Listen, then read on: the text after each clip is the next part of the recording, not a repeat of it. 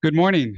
Welcome to Webb County Court at Law 2. I'm Victor Villarreal, judge of your Webb County Court at Law 2. This is the family law docket for Thursday, April 2nd, 2026. The time is now 9:07. Court is now in session. Assisting us today are Cecia Rodriguez, court administrator and interpreter. Ms. Cynthia Flores is the family law court coordinator.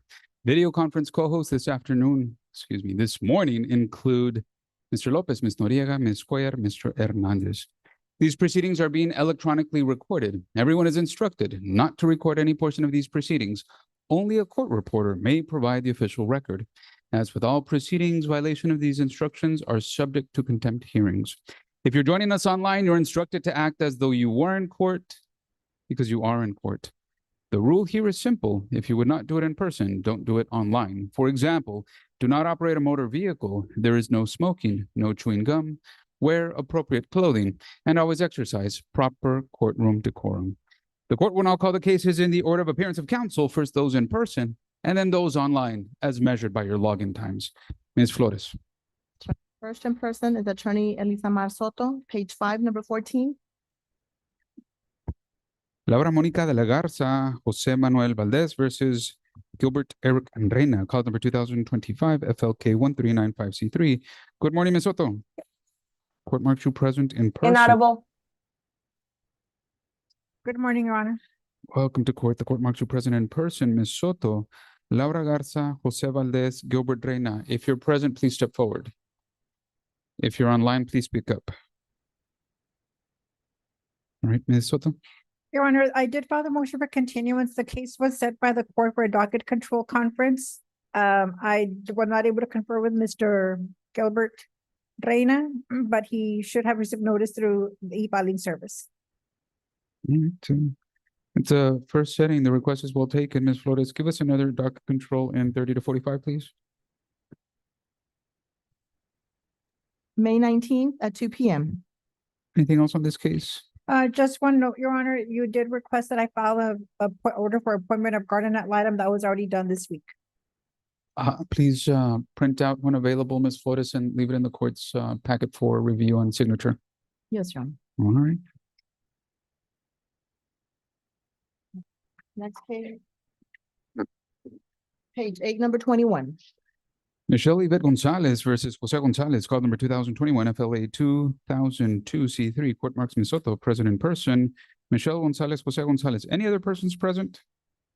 Court marks no other persons present. Ms. Soto. Yes, Your Honor. So we've been before the court on this matter before. There was a clerical error on my office's end regarding the date of division. And I did submit a motion non-protunct just to correct that clerical error. Nothing else is being changed but the date of division. And so I have one that's been printed out for the court. I just want to confirm that I'm going to sign the correct one. What is changed on what page? Give me 1 second so I can put to it, John. So the only thing that's changed is the Quadros company is requesting that I state that it's going to vacate the previous order. So that was added on page 1. And then on page, Tell me. Page 1, the second paragraph, I added that. The one that says the court finds and ending with included an erroneous state of division. The court finds that the retirement benefits court order signed on February 10th, 2026 included an erroneous date of division. Okay. That one. And then I also changed, Judge, the valuation date on page 2, paragraph 5 to reflect the correct date of June 7th, 2022. All right. I wanted to make sure that I Yes. had the correct order.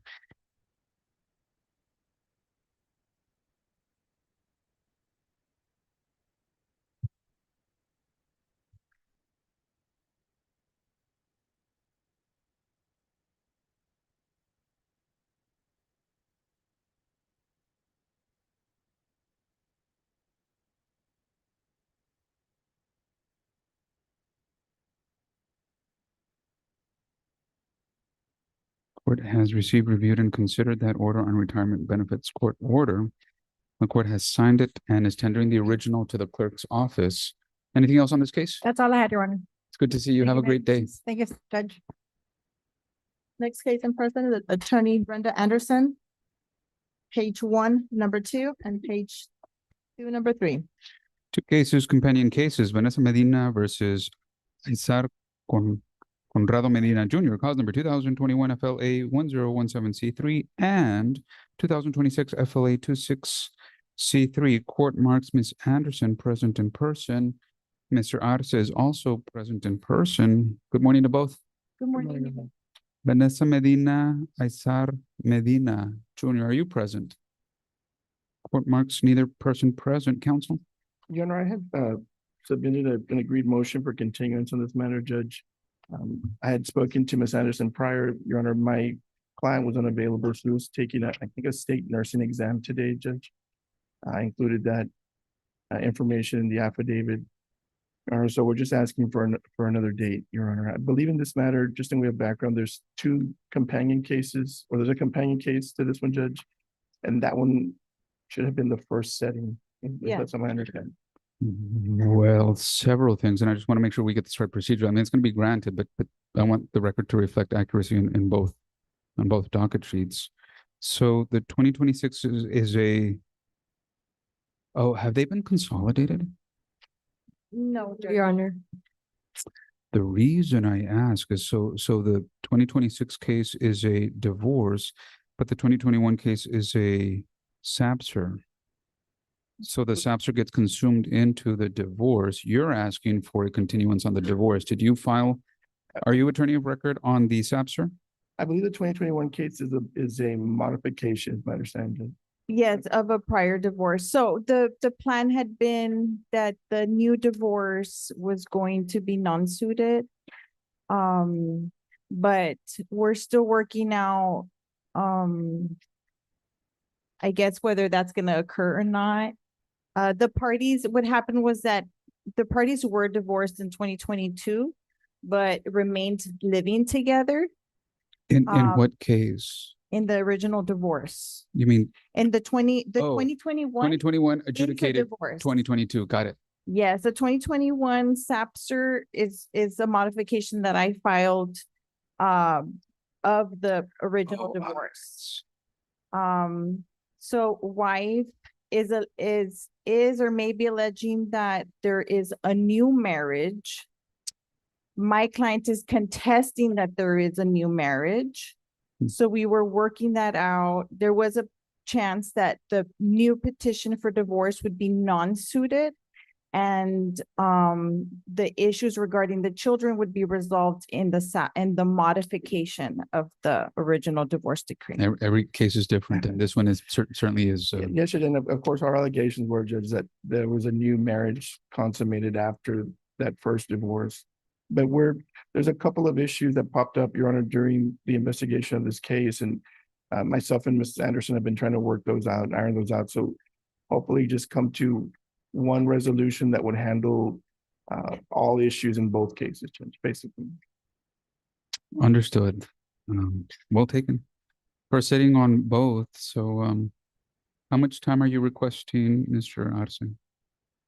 Your Honor, we could have 30 days, 45 days. Judge. I would say 45, yes. Give us that setting in 45 to 60 minutes, Flores.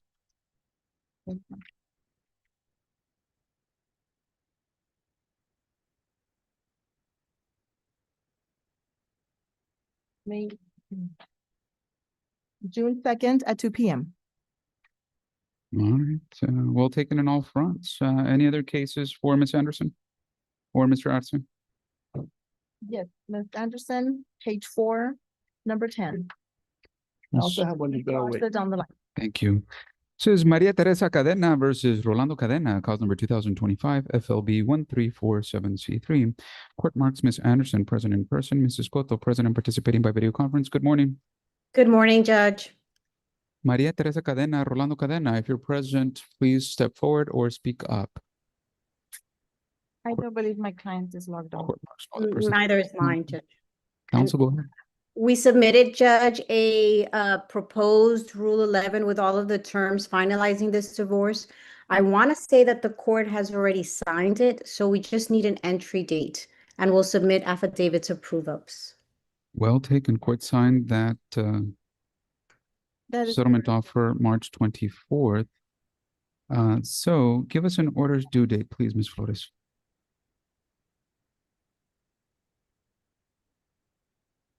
By Yes, submission, that'll be yes. April the 27th at noon by submission. All right, thank you both. Thank you, Judge. Thank you, Mrs. Corporal. Thank you. Enjoy I'm on your break. vacation. I I'm know on you're- vacation. Thank you. Any other cases for Ms. Anderson? That's all, Ms. Anderson. I have one. Cynthia Blue. And 2026 FLB 000472. Page 7, number 18. Cynthia Bloom versus William Sean Bloom, cause number 2026 FLB 472C3. Court marks Ms. Anderson present in person. Cynthia Bloom, William Bloom, is any other person present? Court finds no other persons are present. Both parties are present, Judge. Please step forward. Court marks both parties present. Your Honor, we're Speak, give me 1 second. Speak in front of a microphone and tell the court, are you Cynthia Bloom? Yes, Cynthia Bloom. Welcome to court, Ms. Bloom. The court marks you present in person. The person to your left is your lawyer. Are you William Sean Bloom? Welcome to, Inaudible. Inaudible. Yes, sir. welcome to court. The court marks you present in person, sir. Mr. Bloom, do you have a lawyer? Inaudible. One more time. Inaudible. No, sir. Will you be going forward without a lawyer, or will you Yes. be looking to hire a lawyer? No, I'm going to go with that. Was that audible? No, Your Honor. No, I'll go without a lawyer. The court marks you self-represented. Ms. Flores, does the court have Mr. Bloom's email address? No, Your Honor. Mr. Bloom, what is your email address? William Bloom at iCloud.com. Be on the lookout for your emails, because if the court needs to send you any information, notice of settings or any orders, it's going to go to that email address. Likewise, if Ms. Anderson needs to send you information requests, she's likely to send it there. Ms. Anderson? Your Honor, separate temporary orders today. However, upon speaking to my client and Mr. Bloom, I don't believe it's necessary to go forward. So we're going to be waiving that. And we'll just be working towards our final hearing date, which is set in June, I believe. Yes, Mr. Bloom, Mrs. Bloom, your final hearing date is June the 18th at 9 a.m. Yes. Between now and then, Ms. Bloom, keep in contact with your lawyer. She's going to be preparing you for that hearing. Between now and then, Mr. Bloom, you can also, if you choose, keep in contact with Ms. Anderson. If you choose to do that, Mr. Bloom, you need to know and understand that Ms. Anderson, she is not your lawyer. She cannot and she will not provide you any legal advice, Mr. Bloom. But what she can do is tell you what Ms. Bloom is requesting, and together you can reach agreements on everything, some things or no things. Any things that you do not agree with, I will resolve for you after hearing your stories through evidence and testimony on June the 18th at 9 a.m. Do you have any questions on any of this, Mr. Bloom? No, sir. Mrs. Bloom? No, sir. Ms. Anderson, anything else? No, Your Honor, that's all. I wish you both well. Thank Have a you. good day. Thank you. And I believe that's all I have, Judge. May I be? It's good to see you. Have a great day.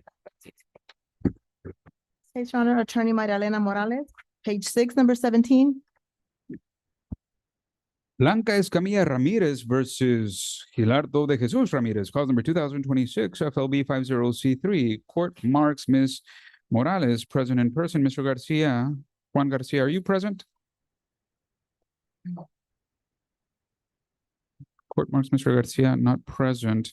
Speak into a microphone and tell the court, are you Blanca Escamilla Ramirez? Yes, sir. Welcome to court, Ms. Ramirez. The court marks you present in person. The person to your left is your lawyer. Speak into the microphone and tell the court, are you Gerardo de Jesus Ramirez? Yes, sir. Welcome to court, Mr. Ramirez. Court marks you present in person. Your lawyer has not yet arrived. Ms. Morales. I believe I thought he would be, I can't remember if it was him or the other lawyer in another case that was gonna be in another court. But we do have a Rule 11 agreement, Your Honor, on this case. I do not see Mr. Garcia's device logged in. The Rule 11 is for an agreement as to another setting or an agreement as to the case. To the whole case, Your Honor. Fantastic. So you're then requesting an orders due date? Yes, Your Honor. This is a divorce, so with that orders due date, just file in the final decree of divorce and also Actually, you may not need to if you do this now. Why don't you ask questions on jurisdiction? Yes, I will, Your Honor. Ms. Ramirez, would you raise your right hand? Do you solemnly swear or affirm that the testimony you will give in this cause will be the truth, so help you God? Yes. You may lower your hand, Ms. Morales. Yes, okay. Just jurisdiction so that we can. That's correct, Your Honor. Ms. Ramirez, Mrs. Ramirez, Escamilla Ramirez, have you resided in the state of Texas 6 months before the filing of this divorce Yes, ma'am. and 90 days before the filing of this divorce in the county of Webb? Yes, ma'am. And Your Honor, everything, and I will hand minus Mr. Garcia's signature, because I did email it to him. He texted me that everything was fine. I'm glad that he's here. He already signed the Rule 11 agreement. And so we have an agreement as to everything, grounds for divorce, the division of the community estate, due dates. So we would just need an entry. I filed it with the clerk, Your Honor. Alright. In cause number 2026 FLB 50C3, the court finds that it has jurisdiction over this case, meaning this is the proper court form and venue to consider this divorce. The court has received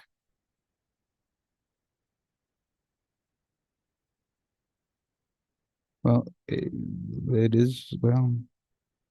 is signed by the party.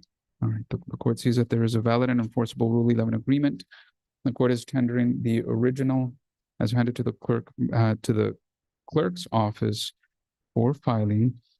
The final orders in this case, they're due on or before. April 27th at noon by submission. Ms. Ramirez, Mr. Ramirez, you're in a very good place and good situation. You've been able to communicate effectively, both to each other, or at least through your lawyers, and you have fully resolved your case. Yes. Ms. Ramirez, do you have any questions for the court? No, sir. Mr. Ramirez, do you have any questions? No, sir. I wish you both very well. Have a good day. Likewise. Thank All I you. have, may I be It's good to see excused? you. Have a great weekend. Next case, Your Honor, Attorney Victor Villafranca, page 3, number 6. Carlos Misael Gloria versus Wendy Anaí Gloria, cause number 2025 FLA 1213C3. Good morning, Mr. Villafranca.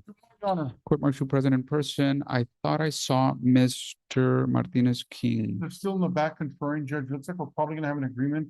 We just need to confer a little bit longer. If the court can just recall this case. Yes, all right, just speak into the microphone and to the court. Are you Carlos Misael Gloria? Yes, Your Honor. Welcome to court, Mr. Gloria, the court martial present in person. Your lawyer has said you are conferring. The court marks Mr. Martinez King present in person. Ms. Gloria, speak into a microphone and tell the court, are you Wendy Anaí Gloria? Sí, yo soy. Yes, it's me. Welcome to court, Ms. Gloria. The court marks you present in person. The person to your left is your lawyer. Ms. Gloria and Mr. Gloria, Mr. Villafranca has informed the court that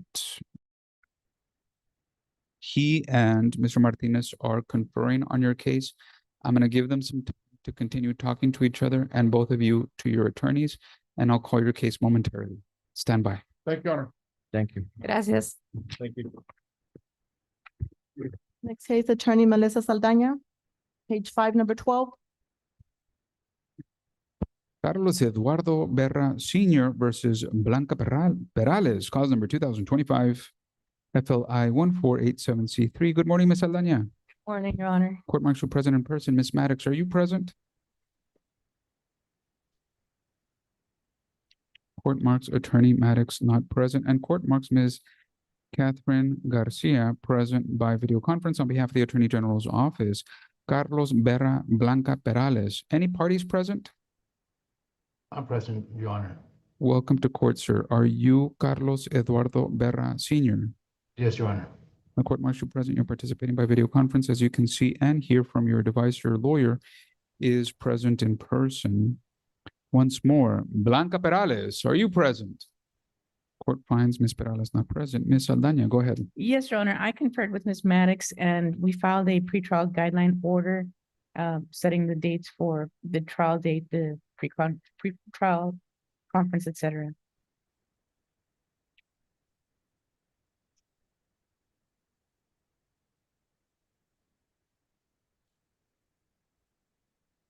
me ask our coordinator, has the court coordinator verified the dates for on availability? No, Your Honor, I haven't looked over the PTG. All right, so, Just for the court's information, I used the trial date that we received at the previous court hearing, and then I based the rest of the dates on that. But I also used the June 4th date that I was given for the pretrial conference date. all right, so I'm just gonna ask our court coordinator to verify the dates and the court will approve if there are no conflicts. So I'm gonna tender this back to the clerk, not to, excuse me, to the coordinator, not to be filed until it's reviewed. But since this is a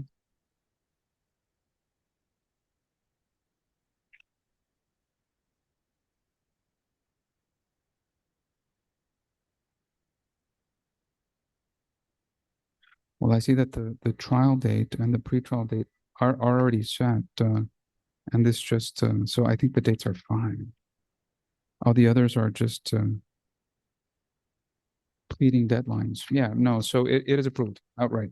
Thank you, Your Honor. Since this is so I'm tendering it now to the clerk's office for filing. Since this is a docket control conference, just a couple of other things. This is a SAPSR. Yes, Your Honor, it's a modification of a SAPSR. I'm sorry, a modification of a divorce from Georgia. Oh, I see. How many children, if any, before the court? There are 3 children. Ages? I know they're teenagers. I'm sorry, I don't recall the exact ages right now. Mr. Berra, how many children do you have with Miss Perales? 3, Your Honor. The ages 16, 14, and 11. and their genders. 2 males, 1 female. 16-year-old is Male. And 14? he's 16. He'll be turning 17 on the 18th of this month. And the 14-year-old? Female, and she'll be turning 15 on the 23rd of May. 11-year-old? He's a male, and he'll be turning 12 on July 25th. Okay, well, that's after the final hearing date. All right, and it gives me some background as we go forward. All right, so between now and your next hearing, which is scheduled on June the 4th at 2 p.m., keep in contact with your lawyer.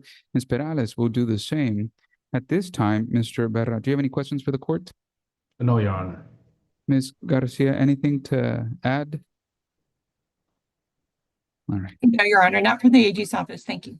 thank you. Anything else on this case, Ms. Alenia? No, Your Honor. All right, thank you, Mr. Berra. You're excused. Have a good day. You too. Thank you, Your Honor. That is all from Ms. Santana. Oh, I have one more case.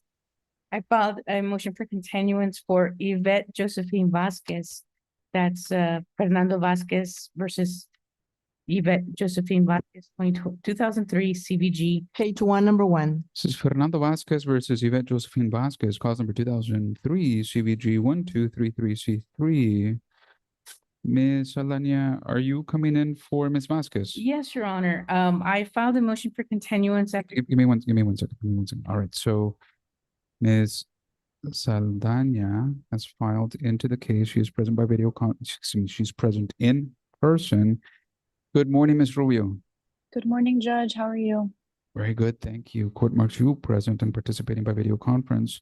Speak into your device and tell the court, are you Yvette Josephine Vasquez? I am, Your Honor. Welcome to court, Ms. Vasquez. The court marks you present. You're participating by video conference. As you can see and hear from your device, your lawyer is present in person. Fernando Vasquez, are you present? He is, Judge. He's on the Zoom.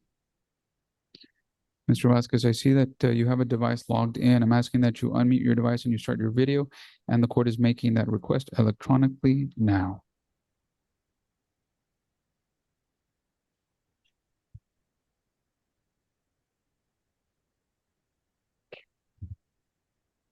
Court will mark. Yes, Your Honor. Please, Present. start your video. I'm having issues with my phone, so I don't know if it's gonna work. Okay.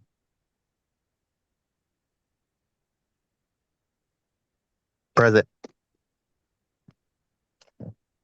Put a light source in front of your face. The thing is, I'm having issues with my phone. It's got some kind of I will probably have to restart my phone.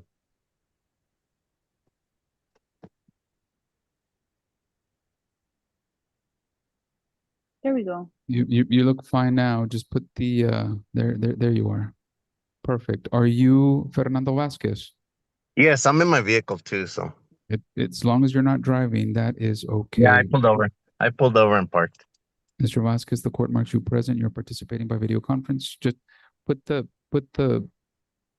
video in your face so that we can see you. It's not working. All right. There you are. Well, good to see you, Mr. Vasquez. The court marks you present. You're participating by video conference. As you can see and hear from your device, your lawyer is also present and participating by video conference. Ms. Rubio, Ms. Aldana, go ahead. Thank you, Your Honor. Your Honor, I've been retained by Ms. Vasquez, and so I filed a motion for continuance since it is my first appearance, and we are going to make a good faith effort to try to work towards a settlement, which I believe is achievable. But I am asking for a reset so that we can attempt to do that. Yes, Thoughts, Judge, and we comments, just, or objections? Go ahead.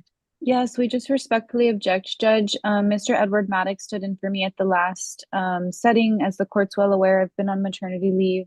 He advised me that the court admonished Ms. Vasquez not to wait too long to hire counsel if she intended to do so that we wouldn't need to reset today's hearing. It's just it should be a fairly straightforward matter. And since it's a time sensitive issue with regard to retirement benefits being my client's being deprived of his full benefit, we'd love to go forward if the court has time today. You're objecting to the continuance. I just want to. What Yes. an interesting situation. So, and every case is different. So, a couple of things that are going on in this case. First, the court will note that this is the third setting. Second, Ms. Alania has just filed into the case. Yes. Third, the policy of the court is that in general, without knowing anything else, in a vacuum, I guess, if a lawyer, when the lawyer first appears, they're entitled to one continuance if it's also close to the first setting. That isn't the case here. Fourth, as mentioned by Ms. Rubio, the court did advise or instruct, I don't want to say admonish, but I instructed Ms. Vasquez that she had to hire someone real quick to be ready. If I may So respond. let me ask this. Ms. Aldana, have you had an opportunity to confer with Ms. Rubio on this matter? Last night at about 4 or 5 p.m., What were the results of that communication? she was telling me about some calculation that she came up. However, I need to confirm that calculation with OPM to see what amount, if any, was in fact overpaid, which if it was, that's fine, my client will pay. However, we need to assure that it is. What is correct. OPM? It's the retirement system for Mr. Vasquez's employment. It's I believe, that Border Patrol. For the federal government, Judge. Ostensibly, I mean, I'm not going to speak for any lawyer, but if Ms. Rubio intends to proceed today, this is information that she already has and is going to use as evidence at this hearing.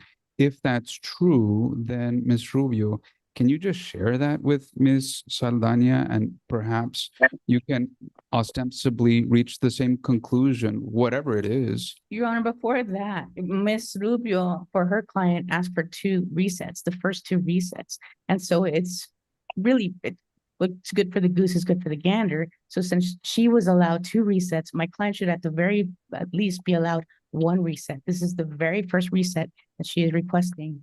You can, and I think you're right, but you're not entitled to it until after you confer.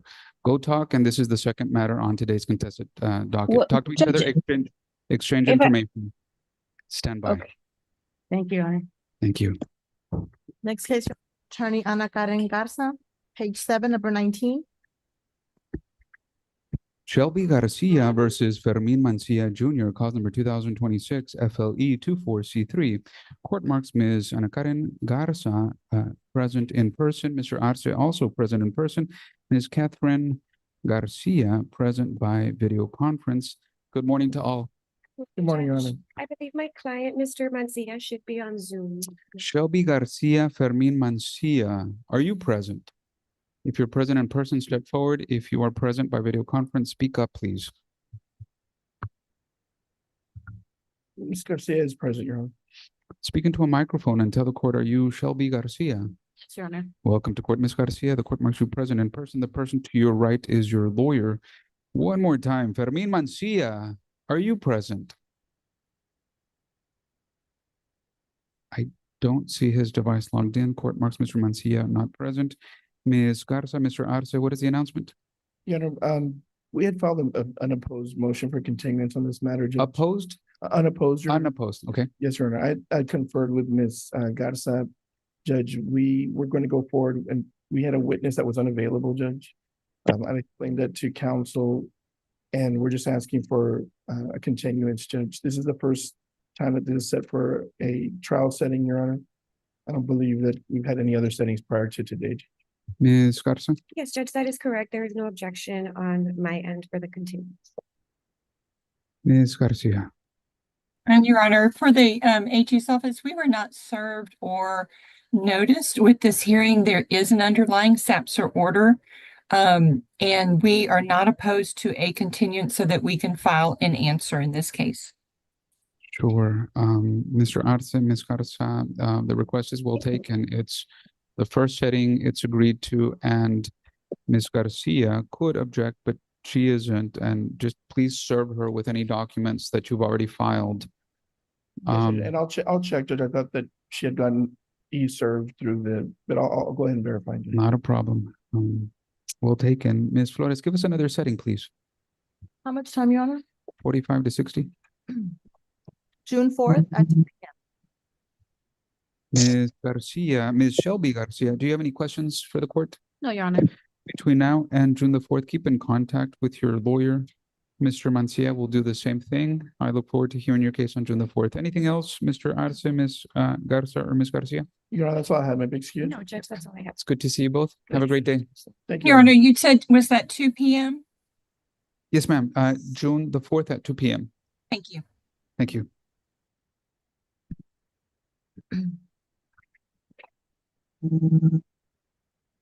Recall. Attorney Victor Villafranca, page 3, number 6. This is Carlos Gloria Wendy Gloria, cause number 2025 FLA 1213C3. Court marks Mr. Villafranca present in person, Mr. Martinez King present in person, Mr. Gloria present in person, Ms. Gloria present in person. Welcome back to all. Mr. Villafranca, Mr. Martinez King, what is the announcement? We're ready to proceed, Your Honor. We have an agreement. Is this a prove up or Mr. and Mrs. Gloria, would you both raise your right hands? Do you solemnly swear or affirm that the testimony you will give in this cause will be the truth, so help you God? Yes, Your Honor. See. Yes. Both have answered yes. You may lower your hands, Mr. Villafranca. Can you please state your name for the record? Carlos Misael Gloria. And Mr. Gloria, you're married to Wendy Anne Gloria, Yes, and you have 2 children together. Is that correct? that is correct. Now, you've lived in Texas for the past 6 months, and Webb County for the past 90 days. That is correct. You married on or about October 30th, 2015, That is correct. and separated on or about March 24th, 2025. That is correct. Now, you're asking the court for divorce in this case, is that correct? That is correct. The marriage has become insupportable because of discord or conflict of personality between the two of you, That is correct. and it destroys the legitimate end of the marriage relationship, Yes, and there's no reasonable expectation of reconciliation, is that correct? that is correct. Now, you all have come to an agreement with your property and visitation and custody, is that correct? It is correct. Now, from what I understand, you all have agreed to joint managing conservatorship with Miss Gloria determining the primary residence of the children, is that correct? Correct. Now, you've also agreed to extended center visitation, Yes, okay? And as for child support, you agreed to $751.53 per month, correct? correct. You get paid weekly, so you like that divided properly during the week, is that correct? Correct. Okay, we'll get that taken care of in the decree. Now, because you all receive government assistance, the medical support will be put at $50. Is that fine? Fine. Okay. Counsel, In front of the mic, please. My apologies. Would you like for me to repeat that then? Just the last question. Okay, now you have agreed to medical support of $50, is that correct?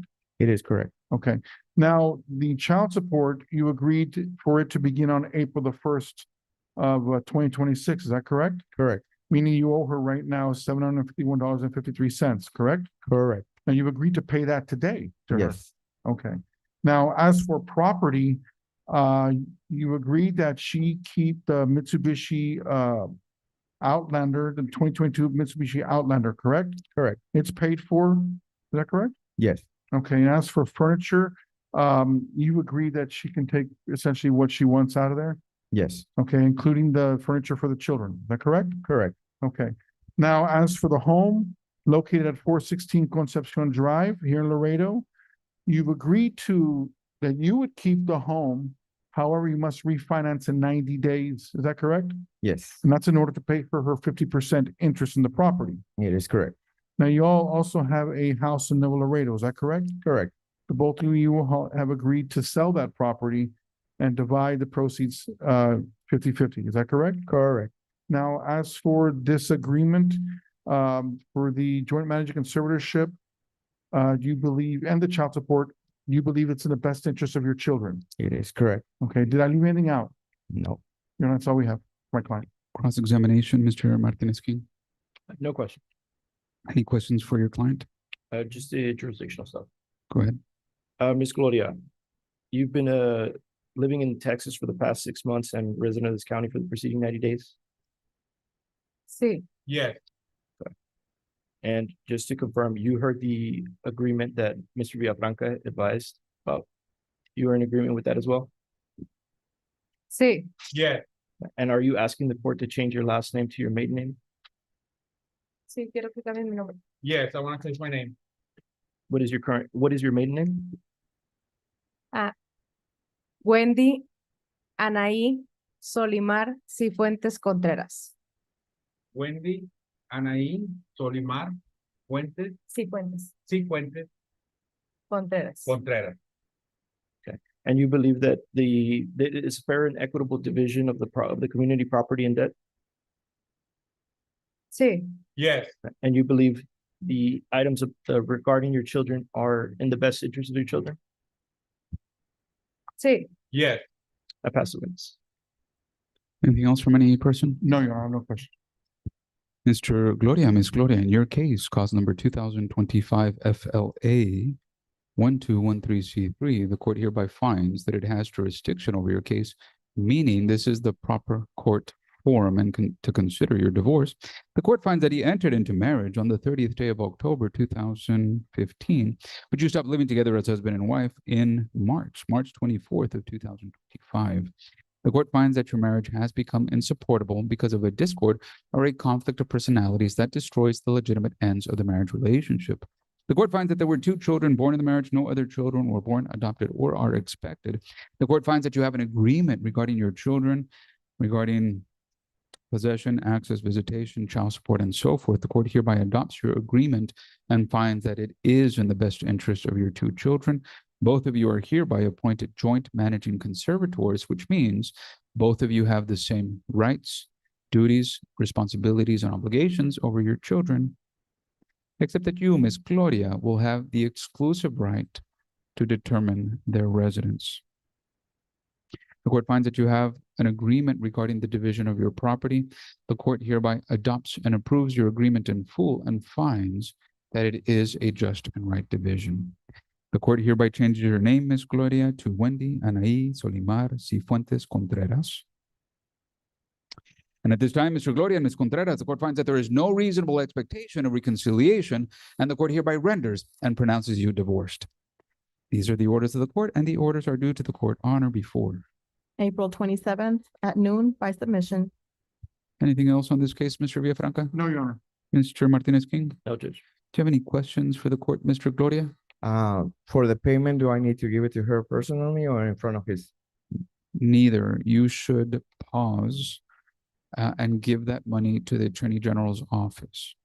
Always do child support payments through that office because it's a third party who's responsible for making sure that Ms. Contreras gets and has access to the child support, and no one can ever complain that a payment was made or wasn't made. Ms. Contreras, you may lower your hands. Perdón. Do you have any questions? Sí, mi nombre puede ser solo Wendy Cifuentes Contreras o tienen que ser completo como era antes. My name has to be Wendy Cifuentes Contreras, or it has to be like it was before. There's no right answer. It's a personal choice, depending on what's best for you. What do you want the court to do? Quiero ser Wendy Cifuentes Contreras. I want to be Wendy Cifuentes Contreras. Any objection? No, no objection. So ordered. All right. Ms. Contreras, do you have any other questions? All right. No. Mr. Gloria and Ms. Contreras, I wish you both very well. More importantly, I wish your children all the best. Have a good day. Thank you. Thank you, Your Honor. It's good to see you. Good to see both of you. Have a great weekend. Next case online, Your Honor. Page 3, number 8, Attorney Francisco Tamez. Ana Silva Santos, excuse me, scratch. Ana Silva Santos Sotero versus Antonio Chevelo Santiago Cabrera, cause number 2025 FLA 1316C3. Good morning, Mr. Tamez. Good morning, Your Honor. Court martial present by video conference. Is this Ana Silvia Santos Sotero? Yes, it is, Your Honor. Welcome to court, Ms. Sotero. The court martial present by video conference from the office of your lawyer. Mr. Tamez, would Ms. Sotero like to continue in English, or does she require Spanish language interpretation? We will need an interpretation, Your Honor. All right, we'll begin interpretation after this statement. Russell Jordan, are you present? Russell Jordan, ¿está usted presente? Court marks Mr. Jordan not present. Juzgado marca al señor Jordan no presente. Antonio Cabrera, are you present? Antonio Cabrera, ¿está usted aquí? Court marks Mr. Cabrera not present. Juzgado marca al señor Cabrera no presente.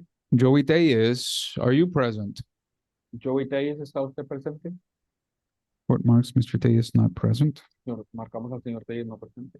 Mr. Tamez, go ahead. Señor Tamez, Your Honor. Your Honor, we have before the court a application for divorce and termination of parental rights. Tenemos enfrente del juzgado, su señoría, una solicitud de un divorcio y la terminación de derechos de padre. Your Honor, there is one child before the court in the court's jurisdiction for the termination purposes. Hay un menor de edad en la jurisdicción del juzgado para la terminación de derechos. And if I can have my client, Ms. Ana Silvia Sotero, placed under oath, Your Honor, for the proof of. Y podríamos poner a la señora Ana Silvia Sotero bajo juramento, sí, señoría. Just want to see if the court has been provided a report. I don't believe so, Your Honor. Déjeme ver si el juzgado ha sido proveído un reporte. No, no creo, su señoría. Prepared for this docket, and that is not ringing a bell, so I think that's right. Creo que es correcto, pero al momento que me preparé para esta audiencia, no creo haberlo visto.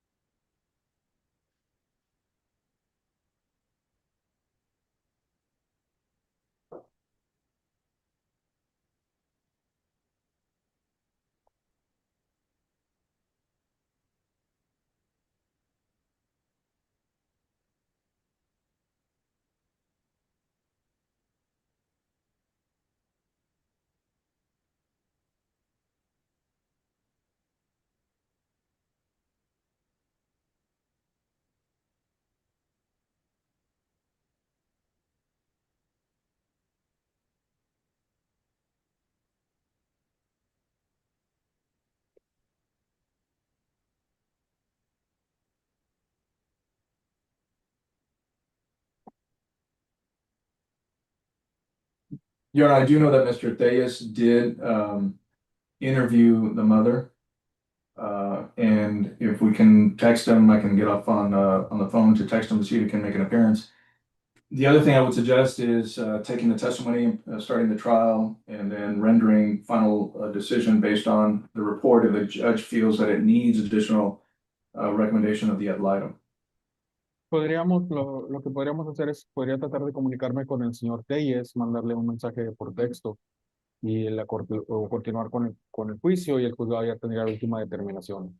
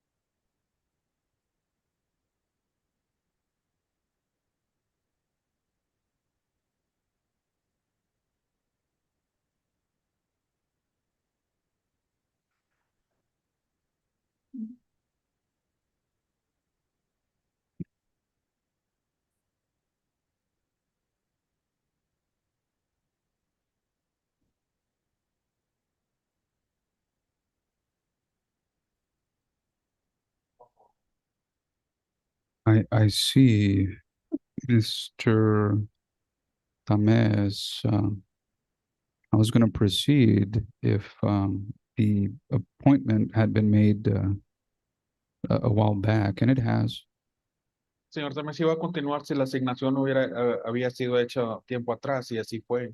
The only notation that the court wrote into the appointment La única notificación que tiene el juzgado que escribió hacia la cita was that the attorney ad litem was to be paid within 14 days to commence work. que el abogado Aylar debía haber sido pagado 14 días antes de continuar, de empezar el trabajo. Can you confirm if that did or didn't happen? ¿Me podría confirmar si eso sucedió o no? Yeah, I can confirm that Mr. Telles and I agreed that he would waive those fees. Le puedo confirmar que el señor Teis y yo llegamos a un acuerdo donde no se iba a hacer ningún cobro.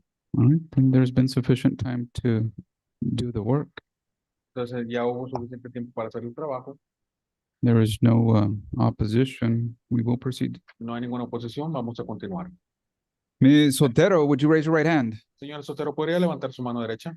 Do you solemnly swear or affirm that the testimony you will give in this cause will be the truth, so help you God? ¿Usted jura o afirma que el testimonio que va a dar en esta causa va a ser la verdad que le ayude Dios? Sí. Yes. You may lower your hand, Mr. Tamez. Thank you, Your Honor. Ms. Otero, can you give us your full name for the record? Señor Sotero, ¿nos puede dar su nombre completo para la acta? Ana Silvia Santos Sotero. Ana Silvia Santos Sotero. And you are currently married to the respondent Antonio Chevelo Santiago Cabrera, correct? Y usted es ahorita casada con el contraparte Antonio Chevelo Santiago Cabrera, ¿correcto? Correcto. Correct. And you have filed a application for divorce and termination of parental rights, correct? ¿Usted hizo una solicitud para el divorcio y la terminación de derechos como padre? Correcto. Correct. You have been a domiciliary of Texas for the last 6 months. ¿Usted ha vivido en el estado de Texas por los últimos 6 meses? And a resident of this county for the last 90 days, correct? ¿Y ha vivido en este condado por los últimos 90 días? Sí, correcto. Yes, correct. Pause. Court has heard evidence on jurisdiction. Court marks Mr. Russell Jordan present in person. Mr. Tamez, you may proceed. El juzgado ha tomado notificación del que ya llegó el abogado Jordan. Puede continuar, señor Tamez. And you were married to Mr. Antonio Chevelo in 2007, is that correct? ¿Y usted se casó con el señor Antonio Chevelo en el 2007? Correcto. Correct. And you stopped living together as husband and wife in 2012, correct? Y dejaron de vivir juntos como matrimonio en el 2012, ¿correcto? Correcto. Correct. And in 2012, the respondent abandoned the marital residence and did not return, is that correct? Y en el 2012 él abandonó la residencia y ya no regresó. Correct. And you have two children that were born of this marriage. Y ustedes tienen Carlos, dos hijos que nacieron de este matrimonio. sí. Yes. The first child is Carlos Antonio Santiago Santos. The first one, Carlos Antonio Santiago. Carlos Antonio Santiago Santos. Yes. And he was born on October 2nd, 2008, and is currently 17. Is that correct? Y él nació en octubre 2 de 2018 y ahorita tiene 18 años. Correcto. Correct. Actually, Judge, the age is 17 currently. La edad es 17 años. Sí. Yes. And the second child born of the marriage is Mia Azucena Santos, correct? Y la segunda es Mía Azucena Santos, ¿correcto? Correcto. Correct. And she was born February 11th, 2013, and is currently 13 years of age, correct? Y ella nació en febrero 11 de 2013 y ahorita tiene 13 años. Correcto. Correct. So at the time that the respondent left the marital residence in 2012, both of your children were married, or were born, correct? Y en el momento que su esposo abandonó la casa, sus dos hijos en el 2012 ya habían nacido, ¿correcto? Correcto. Correct. You have not adopted any children during the marriage? ¿Usted no adoptó ningún hijo durante el matrimonio? No. No. And you're not expecting any children at this time, correct? ¿Y en este momento usted no espera ningún hijo? No. No. There are no court-ordered conservatorships, guardianships, or other court-ordered relationships that affect your children, correct? No hay ninguna orden judicial que afecte a sus hijos, ¿correcto? No, ninguno. No, there's none. And your children don't own, other than their personal belongings, any property, correct? ¿Y sus hijos no son dueños de ninguna propiedad aparte de sus cosas personales? No. No. Since 2012, the respondent, the father of your children, has not provided you with any support for the care or maintenance of your children, correct? Desde el 2012 el padre de sus hijos no le ha dado a usted nada para la manutención de ellos. ¿No ha proveído nada para ellos? No. No. He hasn't provided your children with any clothes or any other type of sustenance or any type of education, correct? ¿No les ha dado a él nada, por ejemplo, ropa o algo para su educación? No. No. And the respondent has had no visit in Laredo, Texas with your daughter, Mia, correct? Y él no ha tenido ninguna visita con su hija en Laredo, Texas, ¿correcto? Correcto. Correct. And as far as you know, your daughter Mia has only seen the respondent father once since he left the marital residence, correct? Y hasta donde se sabe, su hija su hija mía no ha visto al señor no más que solamente una vez desde que se fue de la residencia. Correcto. Correct. As you sit here today, you don't have personal knowledge of where exactly the respondent father is living, correct? Hasta donde está sentado usted aquí el día de hoy, usted no sabe la ubicación o la residencia de él. I'm gonna object to the question.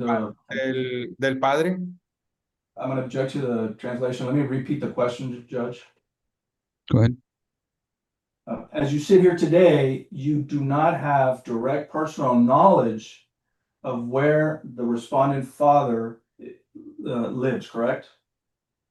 Como está sentado usted el día de hoy, usted no tiene noción directa personal de dónde se ubica él.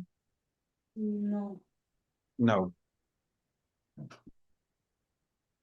And you're asking that the court terminate the respondent father's parental rights as to your daughter Mia Susana Santos, correct? Y usted está pidiendo terminar los derechos del padre de su hija Mía Azucena Santos, ¿es eso correcto? Correcto. Correct. Just to be clear, Mia Azucena Santos does live with you in Laredo, Texas, correct? Nomás para estar claros, Mía Azucena Santos vive con usted en Laredo, Texas? Correct. Correct. But Carlos Antonio Santiago Santos, your older son, does not, correct? Pero su hijo mayor, Carlos Antonio Santiago Santos, no vive con usted, ¿correcto? No. No. Do you think that is in the best interest of Mia Azucena Santos that the parental rights be terminated as to her father? ¿Usted cree que está en el mejor interés de Mía Azucena Santos terminar los derechos paternales? Sí, correcto. Yes, correct. And you're asking, as part of the divorce, that the court awards you all personal property that is in your possession, correct? Y usted se le está pidiendo al juzgado que como parte del divorcio se le entregue a usted toda su propiedad personal. Correct. Correct. Similarly, you're asking the court to award all the debt that is in your name, correct? Igual está pidiendo al juzgado que le otorgue toda la deuda que está bajo su nombre. Correct. Correct. And you're asking the court to grant you a divorce today and approve the application that's been filed in this lawsuit. Y le está pidiendo al juzgado que apruebe su divorcio y apruebe la solicitud que tienen enfrente. Correct. Correct. No further questions, Your Honor. Ya no tengo preguntas, su señoría. Mr. Jordan, any cross-examination questions? No, Your Honor, I'll pass the witness. Señor Jordan, ¿alguna pregunta? No, su señoría. Court has heard no, I'll pass the witness. El juzgado ha escuchado, ¿no? Mr. Tamés, anything else? Yes, Your Honor, just importantly, and for purposes of the hearing, we may be able to finish the translation at this point. But I wanted to point out a couple of things. Service of the respondent father, Your Honor, was done pursuant to Texas Family Code, section 102.010. And the citation was published pursuant to Texas Government Code, section 72.034. I believe the court's docket will show that service was effectuated pursuant to Texas Government Code 72.034 by posting in the public information website from September 9th, 2025 through October 7th, 2025. I will offer the court that my client has complied with the publishing requirements to show her inability to pay, and service was done accordingly. There is one child before the court, Your Honor. As you heard from the testimony, that is Mia. Admittedly, Judge, you don't have jurisdiction over the older son. He's aging out in October anyway. But as to Mia, Judge, the child does live here in Laredo Webb County. The court does have jurisdiction over the child. We're seeking termination specifically under Texas Family Code section 161.001, specifically subsection A, that the respondent father abandoned the marital residence since 2012. I believe he has met with his daughter. We don't know for sure, but we think that he met with his daughter once since then.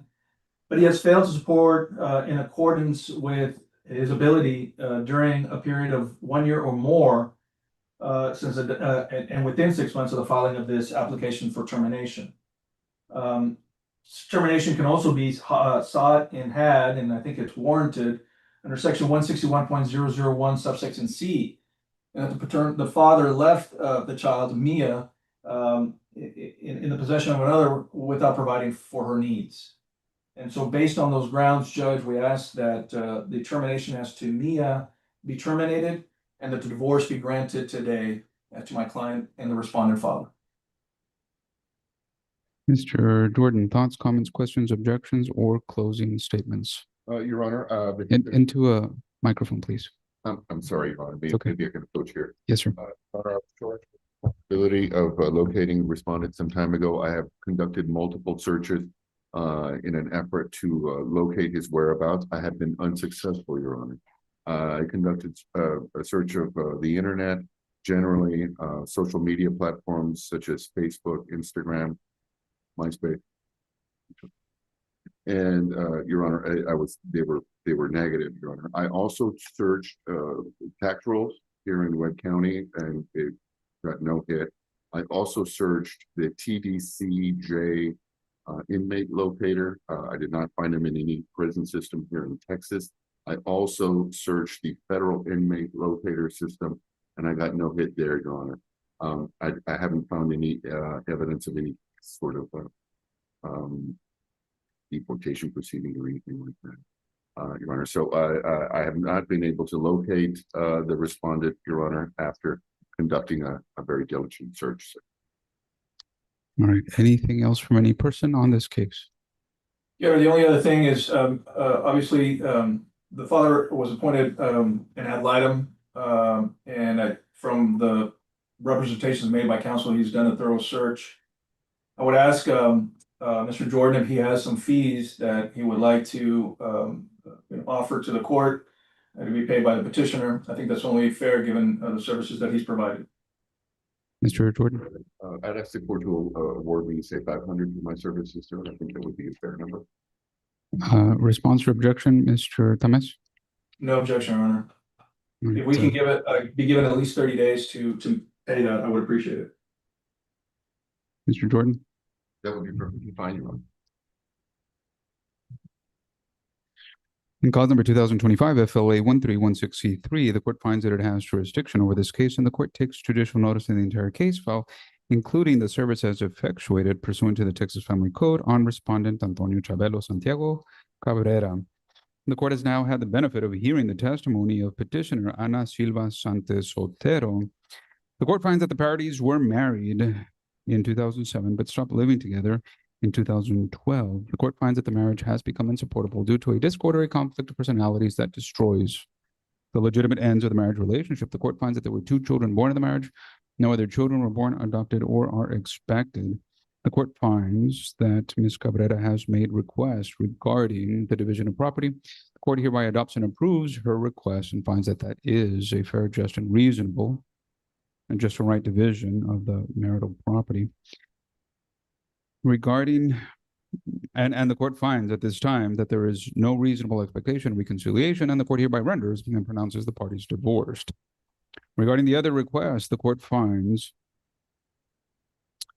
that as to the second child, this daughter, the court finds that Mr. Cabrera is the father, but abandoned the home in 2012.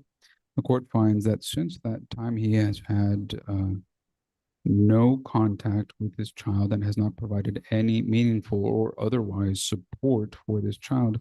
The court finds that Ms. Sotero has met the statutory requirements for the court to grant her request.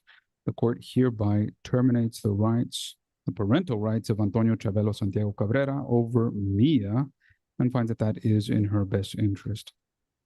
The court finds that Mr. Jordan has provided services, legal services in this case regarding the representation and locating the whereabouts of respondent in this case. The court finds that $500 are reasonable and necessary.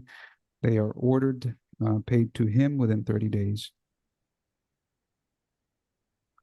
These are the orders of the court. The court finds that all of these are in this child's best interest. All of these orders are due to the court on or before April 27th at noon by submission. Anything else on this case, Mr. Tames? No, Your Honor. Thank you very much. Mr. Jordan? I have nothing further, sir. Court has heard nothing further. Ms. Sotero, I wish you well. More importantly, I wish your daughter all the best. Good luck to both. Yes, have a good day. Thank you, Your Honor. Gracias. Good to see you all. Next case in person, Attorney Julio Garcia, page 7, number 20. This is Cassandra Villa Manuel Eduardo Villa versus Juan Hector Martinez, cause number 2026 FLF 312C3. Good morning, Mr. Garcia. Good morning, Judge. Aren't you present in person? Juan Garcia, are you present? Mr. Garcia is currently involved in a contested matter in the 406th District Court, Judge. Court marks Mr. Garcia not present. Speak into the microphone and tell the court, are you Juan Hector Martinez? Yes, Judge. Welcome to court, Mr. Martinez. The court marks you present in person. The person to your left is your lawyer. Are you Cassandra Villa? Yes, Your Honor. Welcome to court, Ms. Villa. The court marks you present by video conference. Are you Manuel Eduardo Villa? Hey, good morning, Your Honor. Yes, I am. Welcome to court, Mr. Villa. The court marks you present by video conference. Mr. Garcia, go ahead. Your Honor, I was contacted by Mr. Garcia's office yesterday and advised me that he had filed a motion for the appointment of attorney ad litem for the child. Also told me that he was not going to be able to be here today to urge the motion. I have no objection as to the motion itself, Judge. I will be filing something additionally in this case, which would warrant an ad litem. So I'd ask the court to, even though it may not be set for today, to grant the appointments and allow us either the opportunity to give you a name or just if Your Honor appoints by the queen. Yes, we could come up with a name. I think both are good ideas. I can today pick the next person off the list, or because we're going into holiday, you can talk to Mr. Garcia, but that appointment won't get made till next week. So That's fine, Judge. Up to you. Whatever I file will more likely than not be until next week, but the ad litem would be necessary for that as well. So I'm not going to raise it with the court since it's not before the court. But I'll talk to Mr. Garcia, and pursuant to our conversation anyway, he did not have an objection of us coming up with a name, Judge. So what we'll do is we'll go ahead and provide a name to the court by next week. If that's okay. All right. So then the court will pause and give the order back to our coordinator, and Ms. Flores just put that back in the court's queue after Wednesday, once they file something. It's the first setting. The request for an ad litem is agreed to. So for all these reasons, give us a setting in 45 days, please. May 19th at 2 p.m. Mr. Martinez, between now and May 19th, keep in contact with your lawyer and make yourself available for the lawyer that will be appointed to represent the child or children in this case. Mr. Martinez, do you have any questions for the court? No, Judge. Same questions to you, Ms. Villa, Ms. Cassandra Villa. Between now and May the 19th, keep in contact with your lawyer and make yourself available to the attorney ad litem. Ms. Villa, do you have any questions for the court? No, Your Honor. Same questions to you, Mr. Villa. Between now and May 19th, keep in contact with your lawyer and make yourself available for the attorney ad litem. Mr. Villa, do you have any questions? No, Your Honor. Ms. Catherine Garcia, I believe the Attorney General's office has a companion case. Yes, Your Honor, just to make the quick announcement, there is a SAPSR modification order from 2020 running. That cause number, excuse me, is 2013 CBW 001349C3. AG's office was not served or noticed on this petition for termination and adoption. We will be filing an answer, and we will file a suit to modify and confirm arrears in the SAPSR to be carried along with this suit, Judge. I'll go ahead and contact you, Ms. Garcia, to talk to you about that motion to modify. Thank you. I appreciate that. Yeah, Ms. Flores, I don't want this other procedural issue to fall off the radar in case. So either put it in my notes, Ms. Flores, or just set it on the same day, the 2013 case on May the 19th, either one. Yes, Your Honor. All right. Anything else from any person? No, Your Honor. All right. I wish everyone a good weekend. Have a great one. Thank you. Thank you, you as well. Thank you, Judge. May you and your staff have a good Easter, Judge. Thank you. Likewise. Next case, Your Honor, in person, Attorney Nathan Chu, page 5, number 13. Says in the matter of Samantha Lee Ramos, cause number 2025 FLK 992C3. Good morning, Mr. Chu. Good morning, Judge. Court marks you present in person. Samantha Lee Ramos, are you present? Court finds. You should be online. Ms. Ramos, I'm going to ask that you unmute your device and that you start your video. Okay. Are you Samantha Lee Ramos? Yes. Welcome to court. The court marks you present by video conference. As you can see and hear from your device, your lawyer is present in person. This is a docket control conference. Counsel, what is the announcement? Your Honor, you had asked us to come back because this one was a little strange because this was a name change of a minor. My client is Samantha Lee Ramos by her husband, and she's been married for over 10 years, 12 years. Her son's name is Zapata. She was asking the court to change the name of Carlos Zapata to Carlos Ramos so that he would be in alignment with the whole family's surname. He does have a younger sister, Allison Ramos, which is 14. And then also the stepdad, which is Ramos. And then you'd ask us to come back to see if the stepdad wanted to adopt or, consider those options, but I don't think those are available at this point. But factually, procedurally, legally, what's the unavailability? I think she can answer that. Ms. Ramos, we were here last, and your oldest son, if anything is incorrect, just let me know, but I'm just going off of memory. Your oldest son has a different surname than you and your husband, and it sounded like your family unit is cohesive and perhaps even loving and supporting. But the question the court has was, if the court is being asked to change your son's name not to your maiden name, but to your current husband's surname, why then is he not asking to adopt? And I wanted that issue explored, discussed, and then to come back today. Were you able to talk to your husband about a possible adoption, Ms. Ramos? Yes. What was the outcome of those conversations? It was a yes. Currently, he has my last. And she is no longer, your client is no longer logged in. She has, let me place this case on hold. All right, we'll recall momentarily when Ms. Ramos logs back in. Thank you, Judge. Thank you. Next case online, Your Honor, Attorney Madeline Lopez Escoto. Page 3, number 7.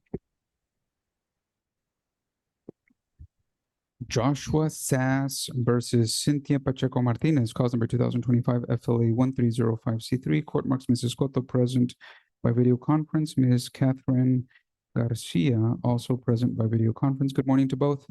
Good morning again, Judge. Joshua Sass, Cynthia Pacheco Martinez. Any parties present? I believe my client's on Zoom, Judge. Ms. Pacheco, I see your device logged in. The court is asking you to unmute your device and start your video, and the court is making that request electronically now. Mr. Sass is in the waiting. Court is admitting device labeled Joshua Sass now. We'll begin Spanish language interpretation now. Are you Cynthia Pacheco? ¿Es usted Cynthia Pacheco? Yes, Your Honor. The court marks you present and participating by video conference. ¿Es usado la marca presente y participando por videoconferencia? Ms. Pacheco, would you like Spanish language interpretation, or are you comfortable with only English? Señora Pacheco, ¿gustaría interpretación o está usted cómoda con inglés? She understands, Judge, and she can hear everything that we are saying and understands that. Just when she speaks, that's when she's going to need to translate.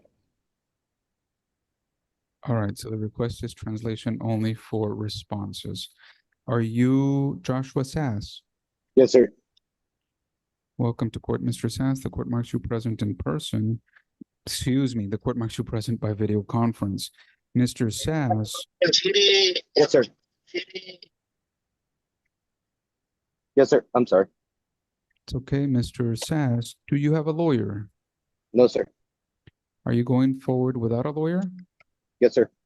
Court marks you self-represented once more. Mrs. Escoto, go ahead. So on this particular case, Judge, we reset it from the last hearing because Mr. Sass had just changed jobs, and then you gave him a deadline to give me his new pay stubs by March 20th, but I didn't get them till I think Monday of this week. So I made the calculations. I sent the proposed settlement offer with those revisions to Mr. Sass. I think that the court needs to ask him from the settlement offer that I sent him what exactly he's not in agreement with, because I didn't understand at least one of the points. And then I can read off the things that we are in agreement with and then have a short hearing on the things that we're not in agreement with. And so several questions. First question to Ms. Escoto, and I recall this case, Mrs. Escoto, as I recall, and anything I say that is incorrect, let me know. But as I recall, at the last hearing, you had requested certain documents, and the court gave a definitive date for the production of those documents. The court has now heard that the documents were late produced. Of those documents that were produced, is there any information that is pending or missing? No, Judge. All right, so there is sufficient information that you have to make what you believe to be a true and accurate calculation of child support? Correct, Judge, and those have been uploaded to Caseline. All right, so questions to you, Mr. Sass. Mrs. Goto tells the court that she has provided to you, ostensibly through email, a settlement offer that dealing.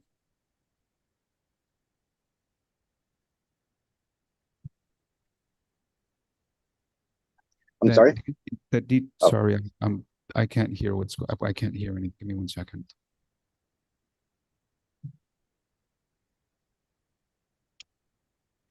All right.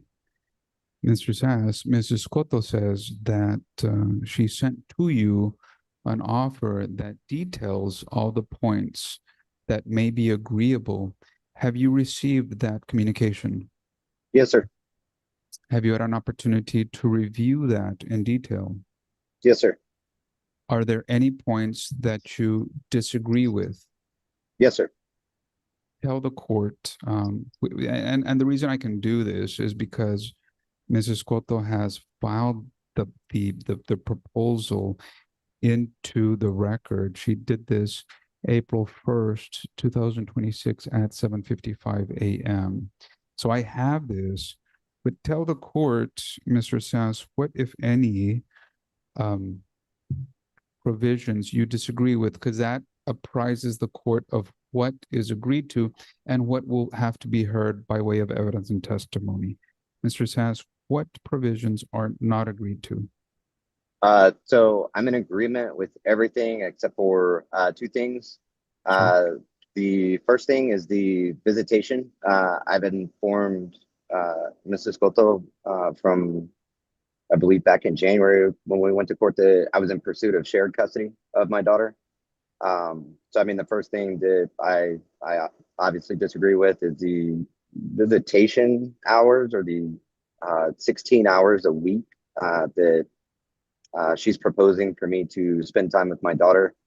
Also in that proposal, I am not sure what 10 p.m. to 7 p.m. is, or how that time coincides with reality.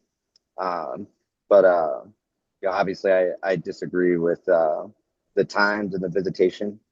Give me 1 second. So that last one, I may be able to flesh out for you. Mrs. Cotto, I see what Mr. Sass is saying. Page 2 on the top, Sundays.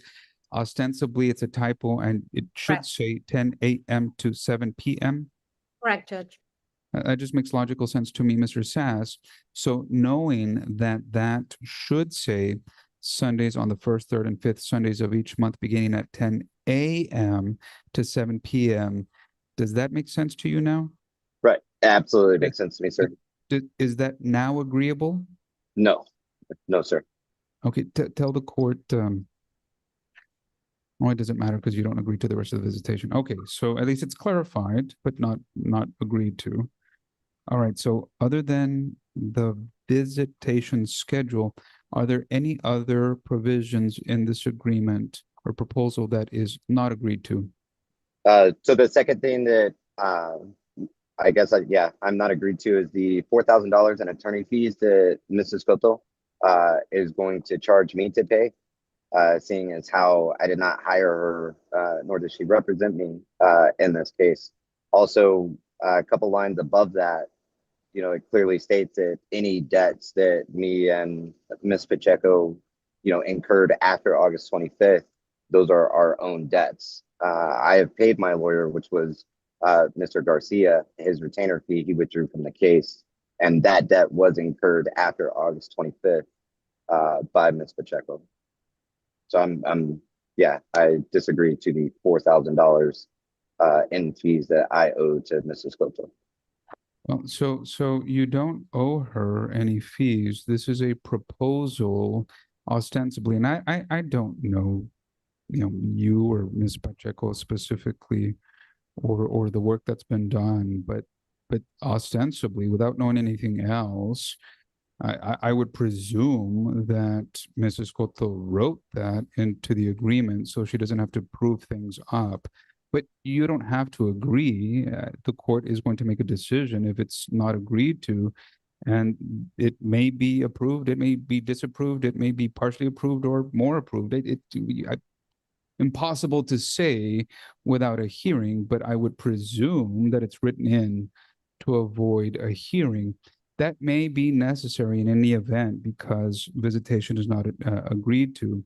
Let me ask several questions. First question, Ms. Flores, does Mrs. Cotto have any other cases after this one? Yes, Your Yes, Honor, Judge. she has one more. Okay, so Mrs. Cotto, Mr. Sass, I think it's in the best interest of all. I'm gonna call the rest of the cases, including the rest of Mrs. Cotto's. I'm going to list this case as the second contested matter on today's docket. As soon as Mrs. Cotto is done with her cases, then I'm gonna ask court staff, unless you all have a better idea, to place Mrs. Cotto and Mr. Sass. And I guess, no, child support, Ms. Garcia, child support calculation and all these things, not an issue for the AG's office? Not an issue, Judge. I've reviewed the proposal and we're in agreement with the proposed child support and medical support terms. Okay, so I'm gonna exclude you from that private breakout room because there is, you don't have a dog in that. It's all agreed to, a dog in that fight, for lack of a better term. So, Mr. Sass, once Mrs. Cotto is done with her cases, I'm gonna place you and her in a private breakout room so that she can explain to you what the proposal is. You need to know that, and you should know this already, Mrs. Cotto is not your lawyer.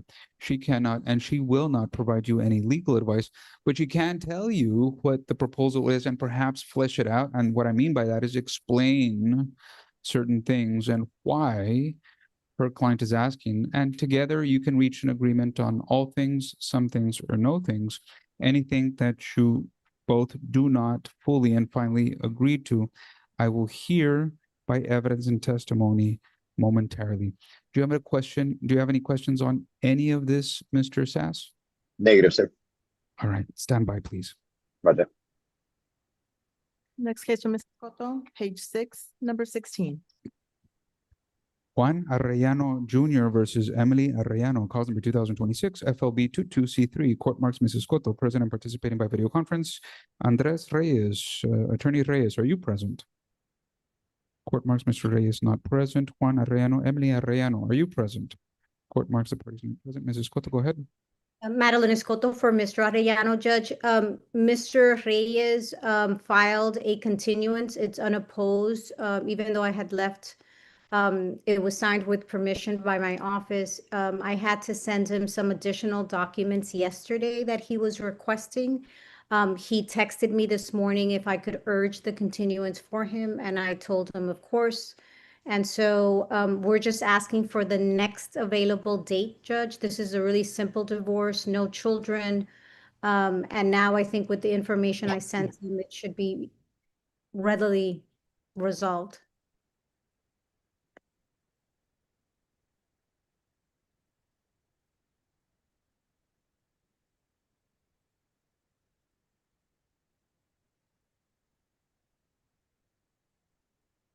Court has received, reviewed, and considered an unopposed motion for continuance. The court has written into the proposed order that the court finds that document production and contemplation requires additional time. The request is well taken, and the court will note that this is the first setting.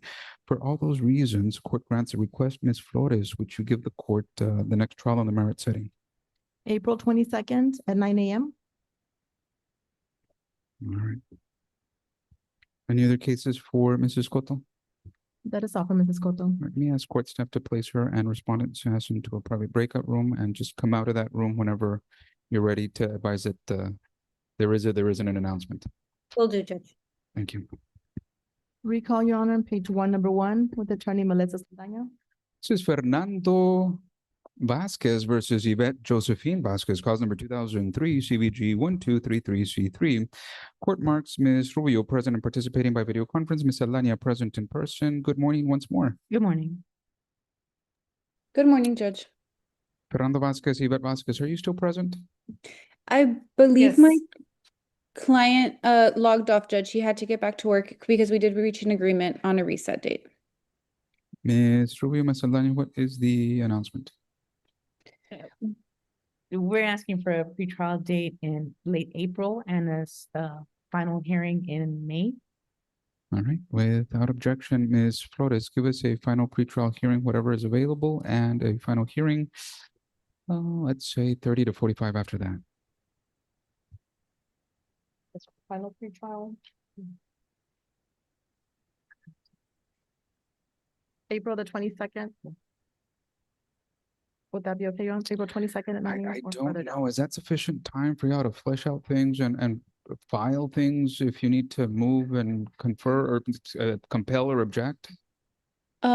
Probably not, Judge. Is there something the very next week or I a couple weeks after that? I think that's right. So let's do final pretrial in May and final hearing in June, Ms. Flores. Yes, Your Honor. Final pretrial, May 5th at 2 p.m. All right. And final hearing, June 18 at 9 a.m. June 18th. June 18 at 9 a.m. Thank you. They were Any- both at 9 a.m., Judge. Sorry, I didn't catch it. May 5th at 2, Ah, June 18 at 9. Any objections to these dates, Ms. Rubio? no. Any objections, Ms. Aldana? No, Your Honor. Ms. Vasquez, do you have any questions for the court? Not at this time, Your Honor. All right, keep in contact with your lawyer. Mr. Vasquez will do the same. I wish both of you very well. Any other cases for either counsel? That is all for both counsels. It's good to see you both. Have a great weekend. Thank you, you too. Recall Attorney Nathan Chu, page 3, I'm sorry. 5, number 13, Samantha Lee Ramos. This is in the interest of 2025 FLK 992C3. Court marks Mr. Chu present in person. Ms. Ramos, are you present? Yes.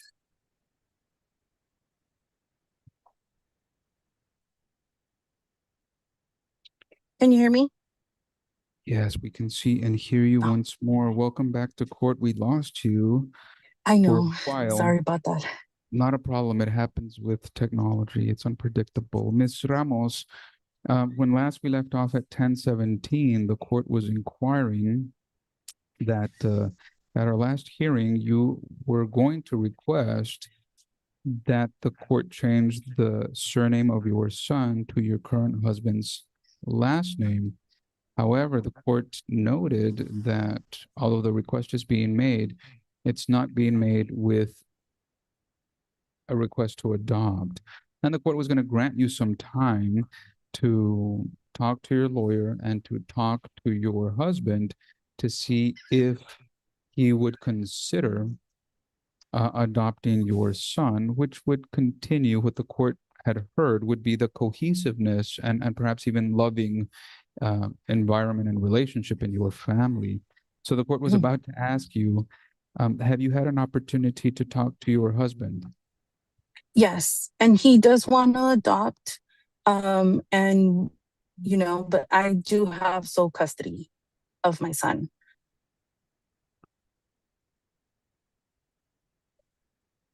What do you think that means? Do you think that you having sole custody is an impediment to his adoption? I believe so, because I believe that the father, even though he's not there, might still have rights. Well, if there's so your son has a father whose rights haven't been terminated?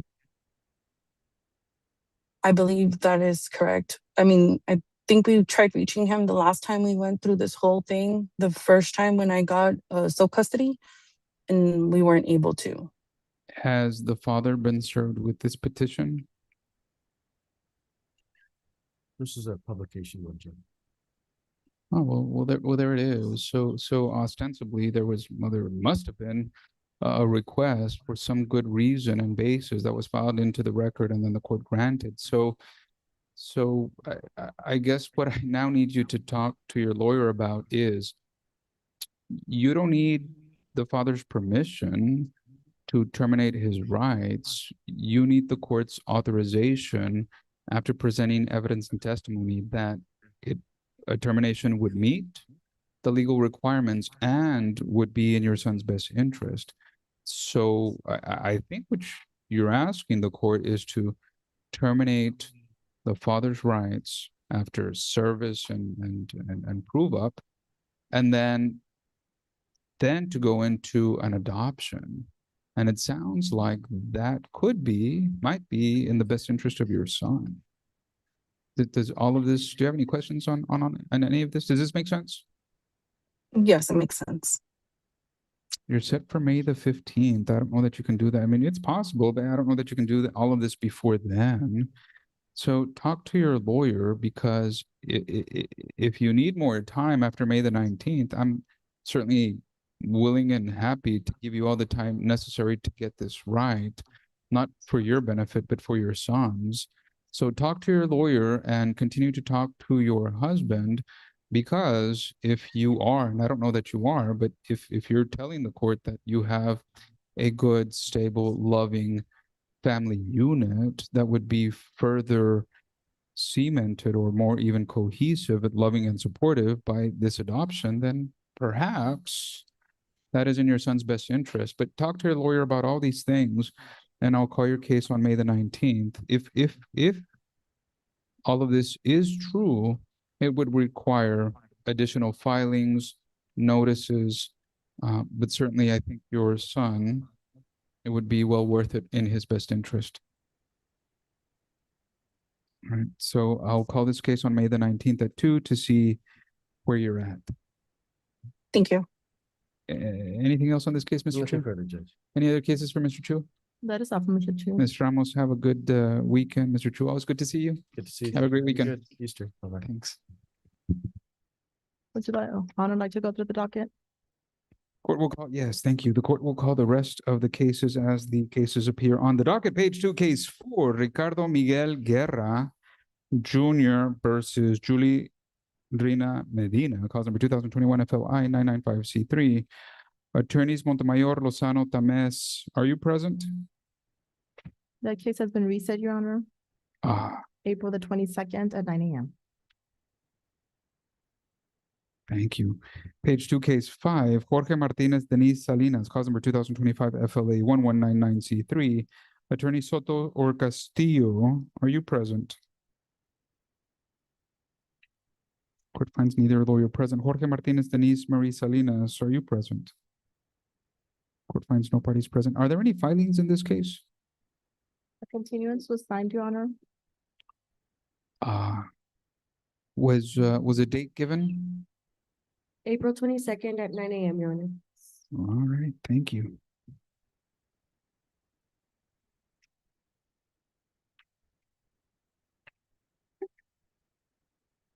Page 4, number 9, Rocio del Carmen Leal versus Joseph David Leal, cause number 2025 FLA 1654C3. Attorneys Figueroa or Juan Garcia, are you present? Court finds neither lawyer present. Rocio del Carmen Leal, are you present?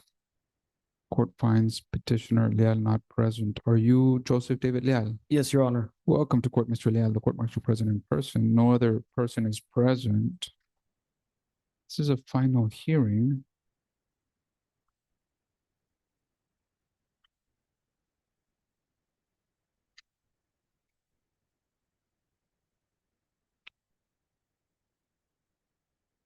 Mr. Leal, there is a request that you, the child in this case, and Ms. Leal all be tested or undergo genetic testing. Do you have any objection to that?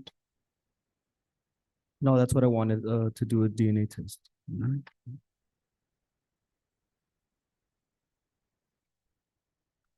And it looks like you're going to be responsible for these fees, is that right? Yes, Your Honor, that's correct. All right.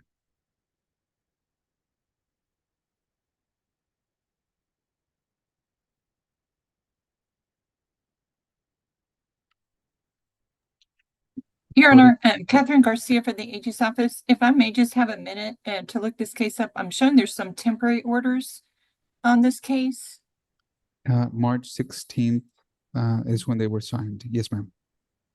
If I can just have a minute and just double check. Sure. Right. I don't think that the AG's, I don't think we appeared on this, so I'm not going to make an announcement at all about the request for genetic testing. Okay. Thank you. Ms. Flores, give us a setting in June. June 16th at 2 p.m.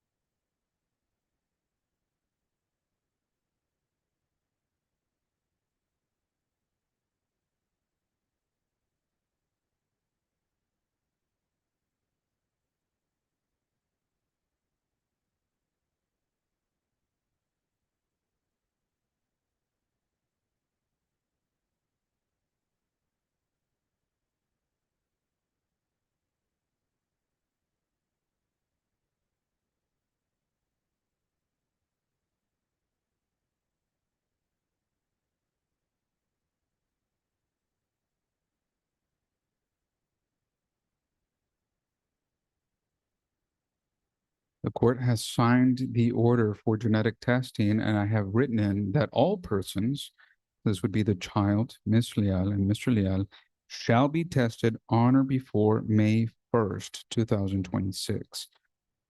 All right, so I'm tendering that signed order to the clerk's office, and then we will come back on June the 16th at 2 p.m. having the results of that testing. Okay, Your Honor, I have a question. For more about visitation, would that be on the next hearing or would that be? Right. So talk to your lawyer because I really can't order visits until you're adjudicated. In other words, the court needs to find that you are the father, and then you have that opens up rights for visits and all these things. Oh, okay, that makes sense. All right, Your Honor, I appreciate that. So talk to your lawyer because once the testing is in, he needs to file them into the case, and that opens up a lot of other requests, including that one. So keep in contact with your lawyer. Okay. And I'll call this case in any event on June the 16th at 2. June, I'm sorry, what was the date? June 16th at 2 p.m. Thank you. Thank you very much, Your Honor. Have a good day. Your Honor, I believe there's temporary orders in place in this case. Oh, rely on those orders. If there's anything in there, those continue. Thank you, Ms. Garcia. Those continue. So just follow those orders. Okay, Your Honor. And I had done a child support temporary, what is it, the child support? Yeah. I should have done it through the Attorney General. I was hearing earlier the case that it's better to do it through the Attorney General. I had gave it directly to their lawyer. I hope I get credit for that.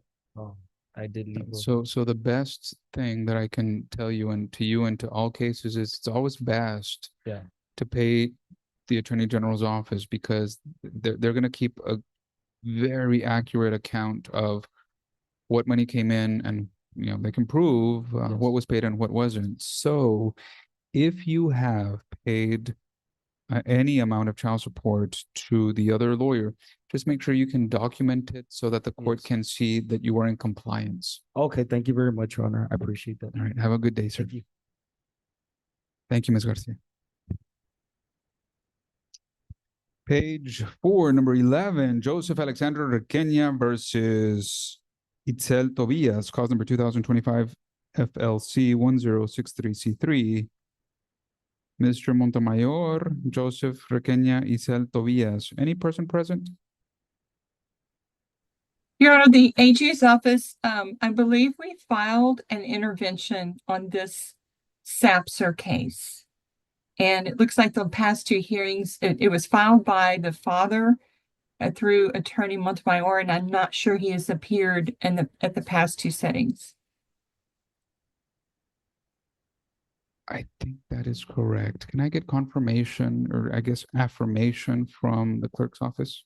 That is correct, Your Honor. At the last two hearings, no parties have been present, but the Attorney General's office. This case is dismissed for want of prosecution. The court will prepare its own orders. Thank you, Ms. Garcia. Okay, thank you, Judge. Page 6, number 15, Anthony Composto, Chantal Jasmine Composto, cause number 2026, FLA 31C3. Attorneys Juan Garcia or George Altgeld. Are any lawyers present? A continuance was previously signed, Your Honor. What was the date of the? It was May 19th at 2 p.m. All right, that's been ordered. It's now reaffirmed. Thank you. That leaves one matter pending on today's docket. Are Mrs. Cotto and Mr. Sass still in the breakout room or are they out?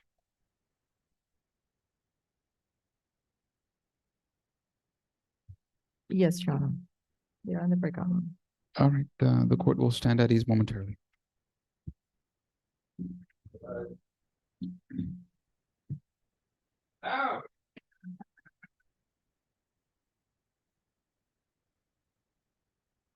Cindy. Cindy.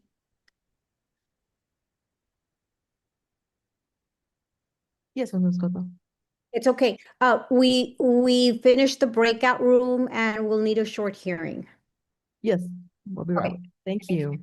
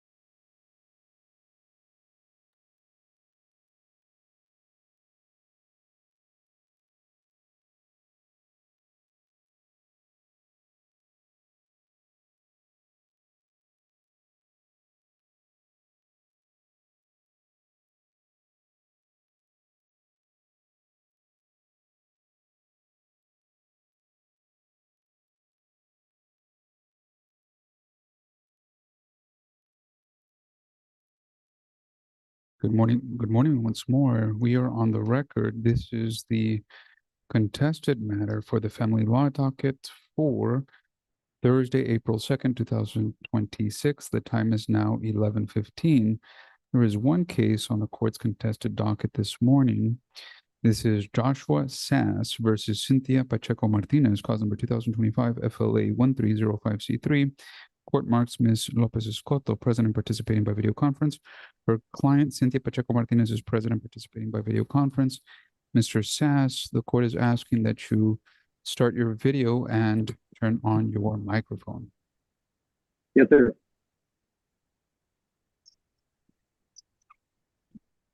Turn on your video, please.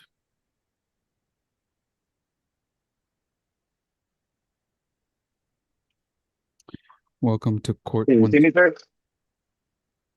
Yes, sir. I just need to ask that you find a good, comfortable, and safe location to be in court at. All right. Court marks Mr. Sass, present participating by video conference. Mrs. Cotto, the results of your conversation.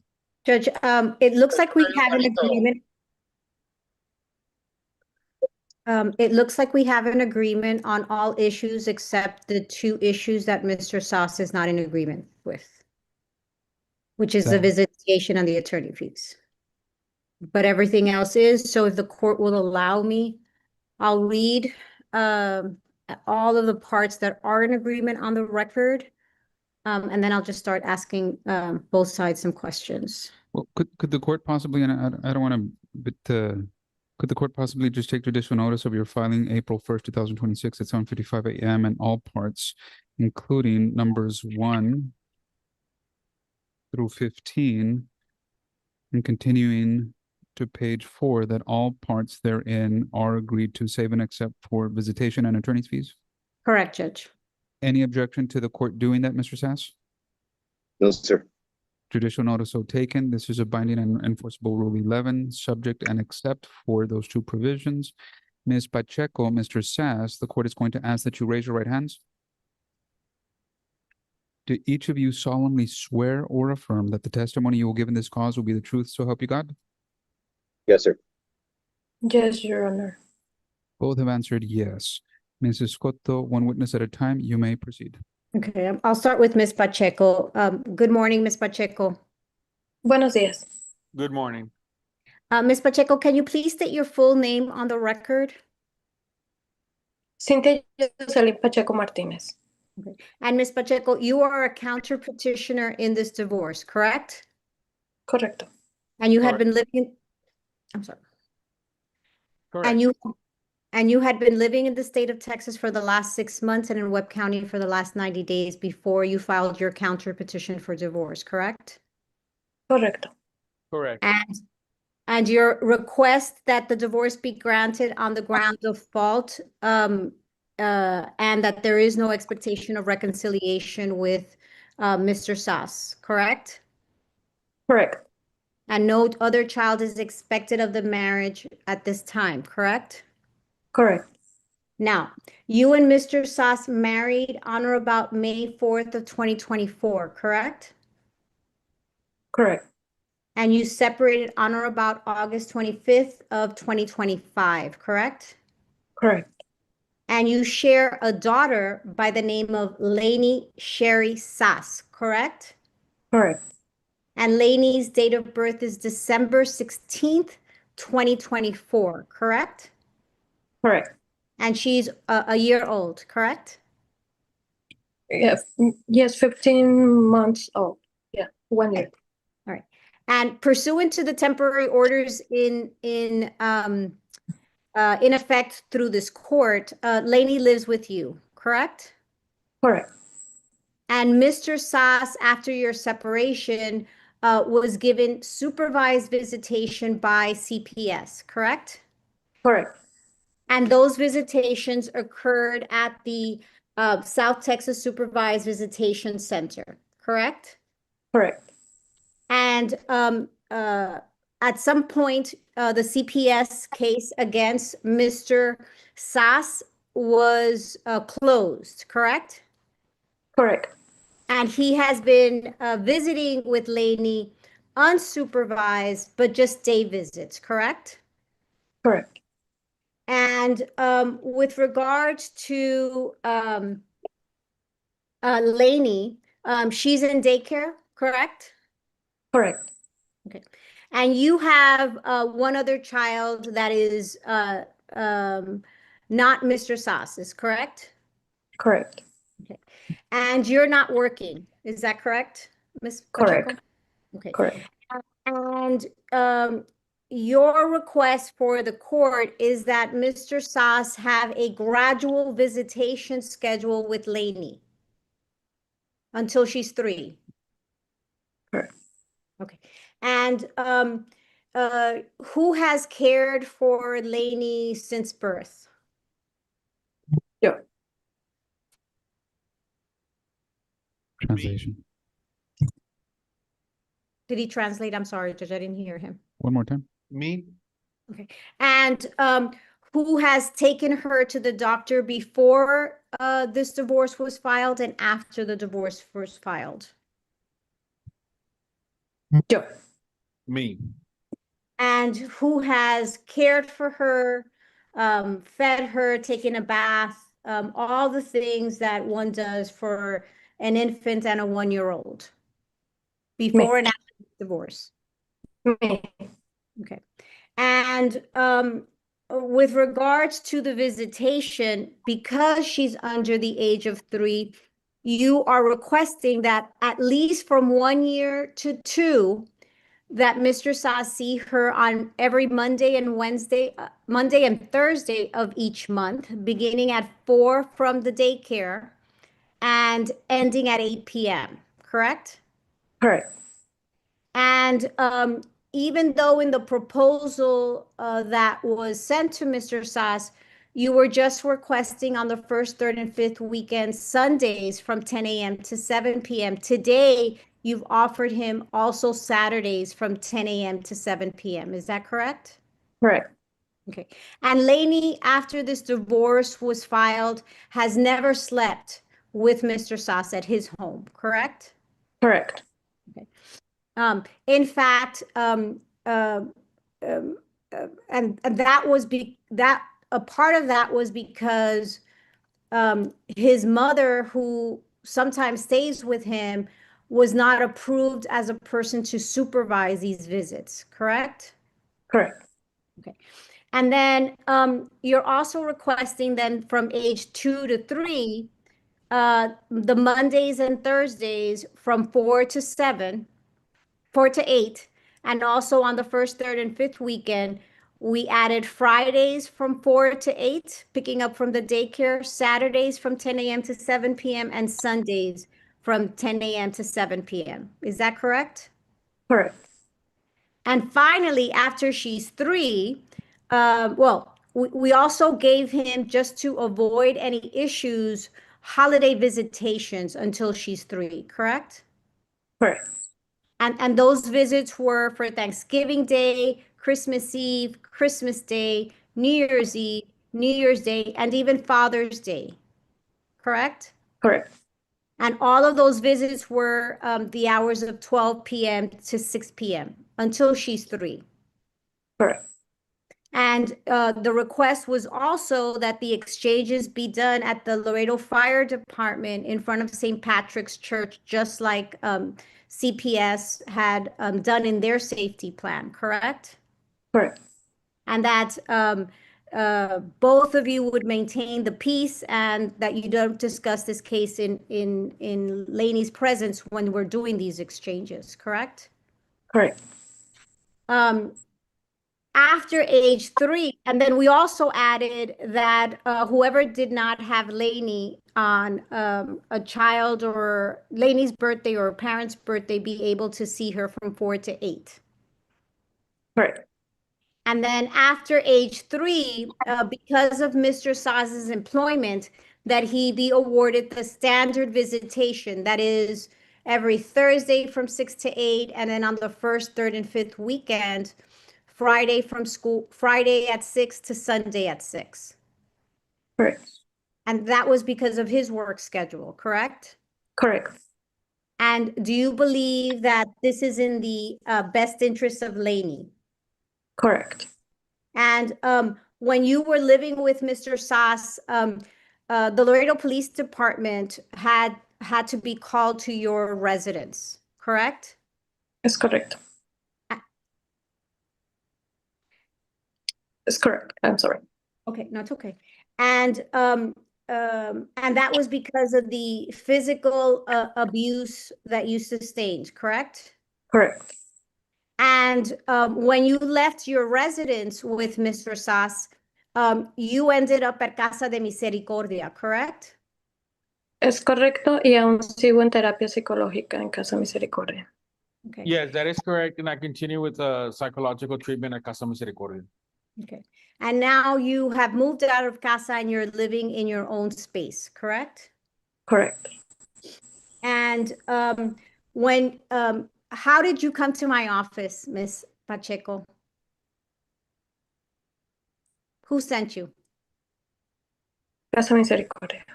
Okay. You didn't have the money to pay me, is that correct? Correcto, no tenía nada de dinero. Okay. Correct. I did not have any money. And I agreed to take your case with the hopes that this judge would give me some attorney fees at the end, correct? Correct.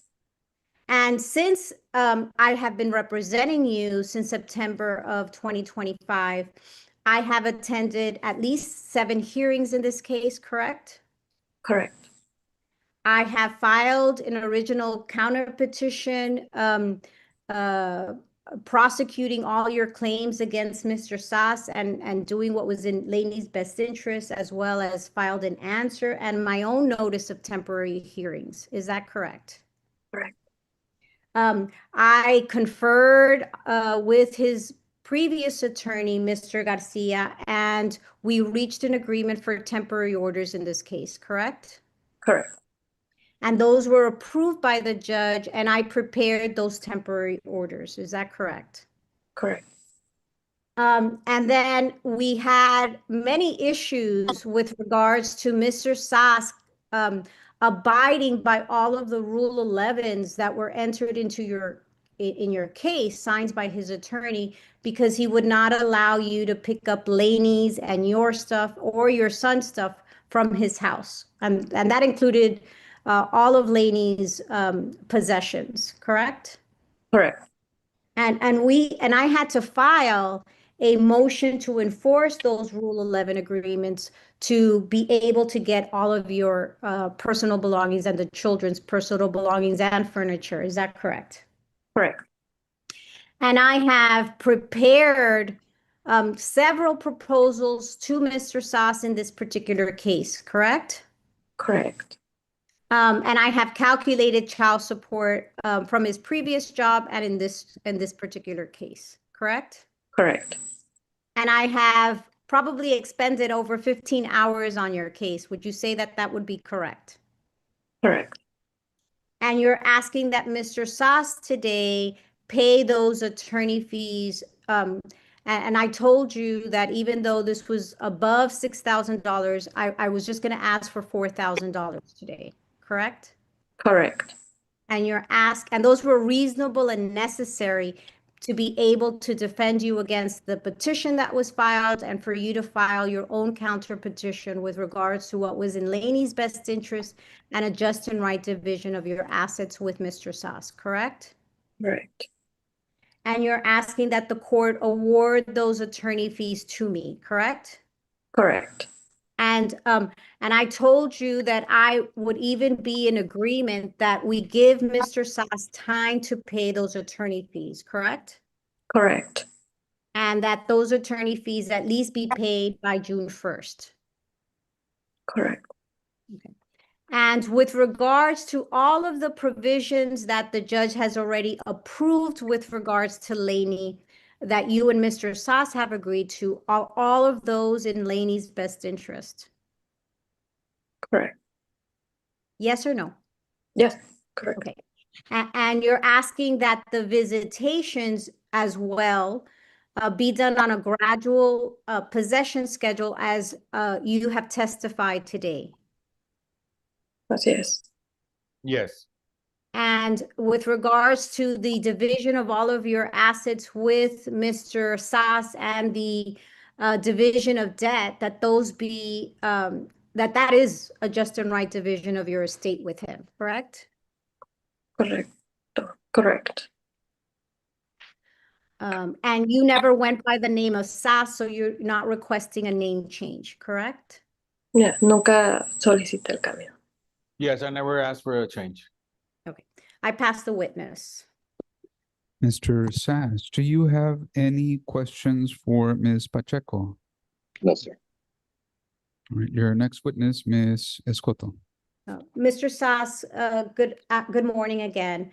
I'm just going to ask you some questions, Mr. Sass, okay? Absolutely. And Mr. Sass, you are in agreement that the court grant this divorce on the grounds of fault, correct? I'm not sure what you mean by that, but yes, I requested a divorce, or I filed for divorce in the beginning of September and hired Mr. Garcia to represent me in that petition. Okay, so let's start there. How much did you pay Mr. Garcia to represent you in this case? So I paid initially $3,000 on a retainer fee, and then throughout September, October, November until December, roughly another $1,000. So a little over $4,000 altogether is what I had paid Mr. Garcia. Okay, and in fact, he asked you for another retainer in this case, correct? He had asked me for $2,500 more due to how contested that this case was for him. He gave me a time span of one 7-day week to come up with $2,500, in which I could not. So then he advised me that he was going to withdraw from the case, and then I made the decision to represent myself in this divorce after that. Okay. And then you and I were able to visit today in the breakout room, correct? Yes, ma'am. Okay. And you told me that you want a 50-50 visitation schedule with Lainey. Is that correct? Shared custody, 50-50. I believe different states call it different things, but yes, ma'am. More time. Okay. You want what you expressed to me was that you want 1 week with you and 1 week with Miss Pacheco. That's one option. Either 1 week with me, 1 week with her, 2 weeks with me, and 2 weeks with her. Just more time with my daughter is what I want. Okay. Okay. And tell me, what is the name of the company that you work, sir? Kappa Concrete or Magic Valley Concrete. Okay. And say that again. I'm not sure that was clear on the record. One more time, your response, Mr. Sass.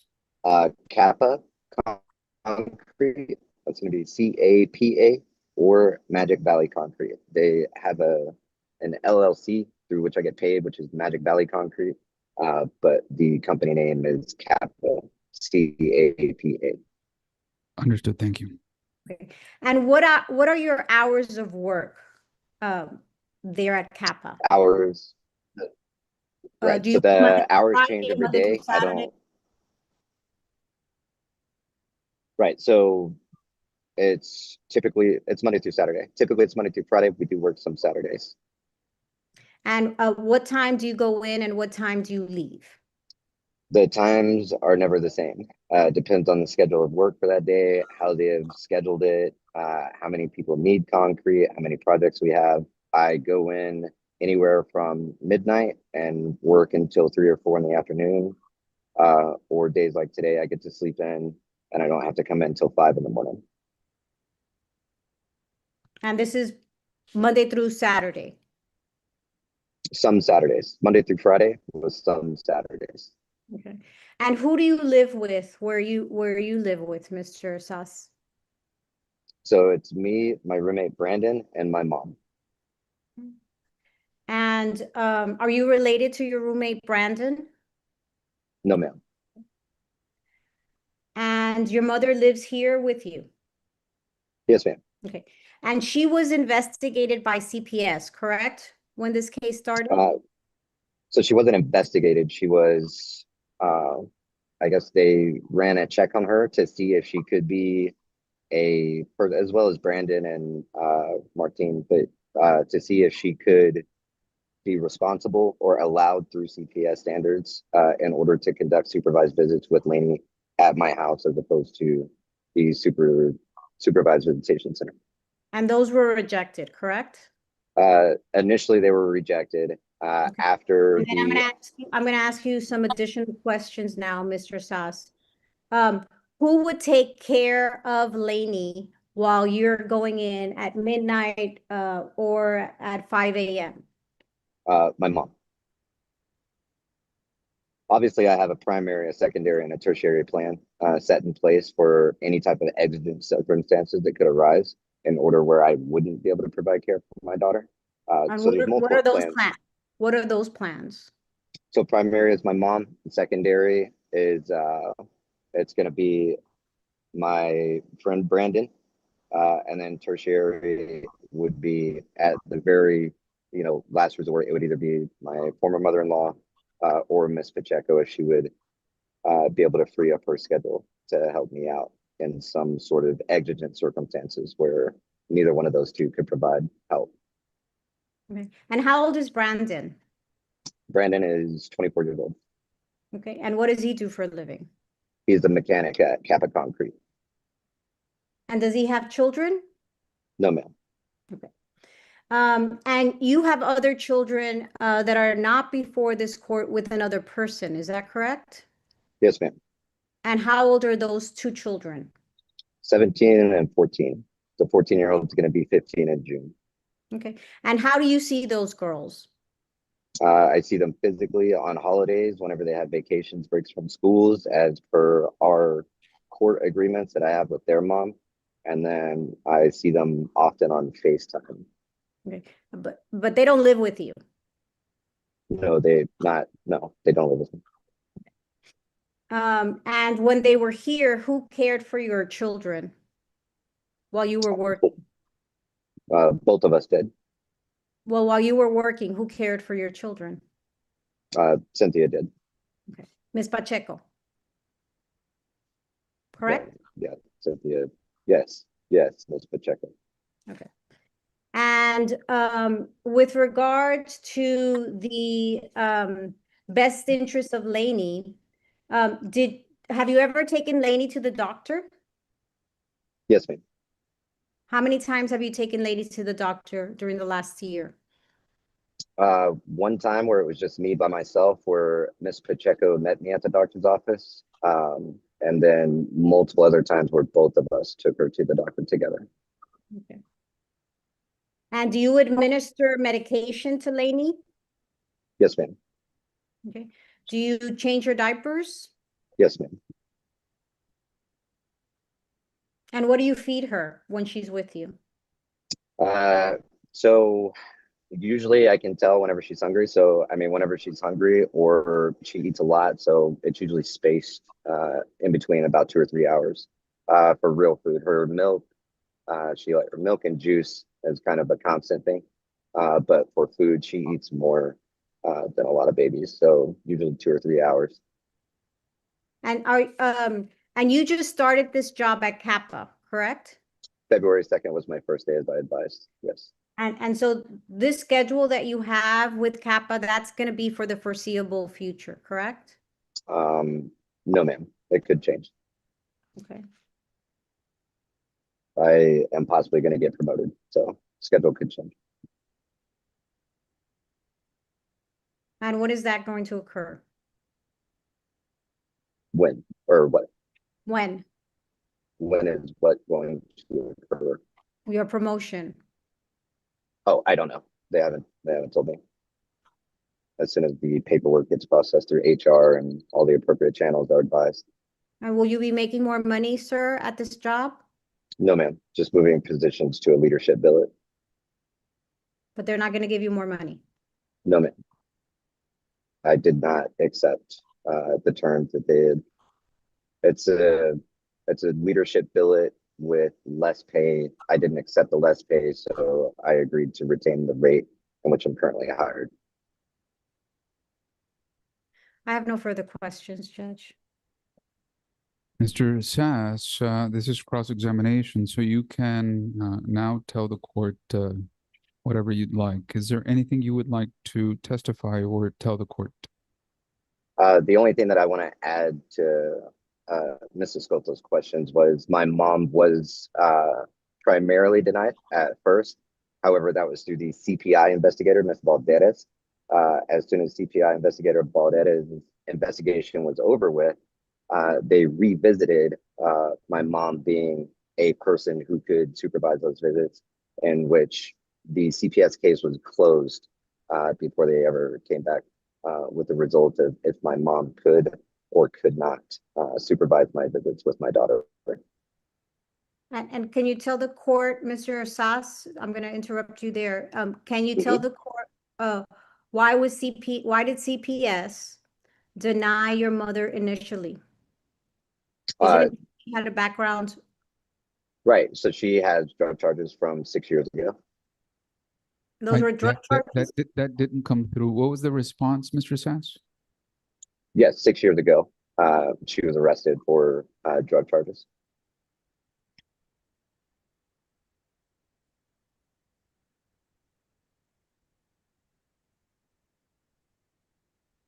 Mr. Sass, you may continue testifying and saying anything you'd like to the court.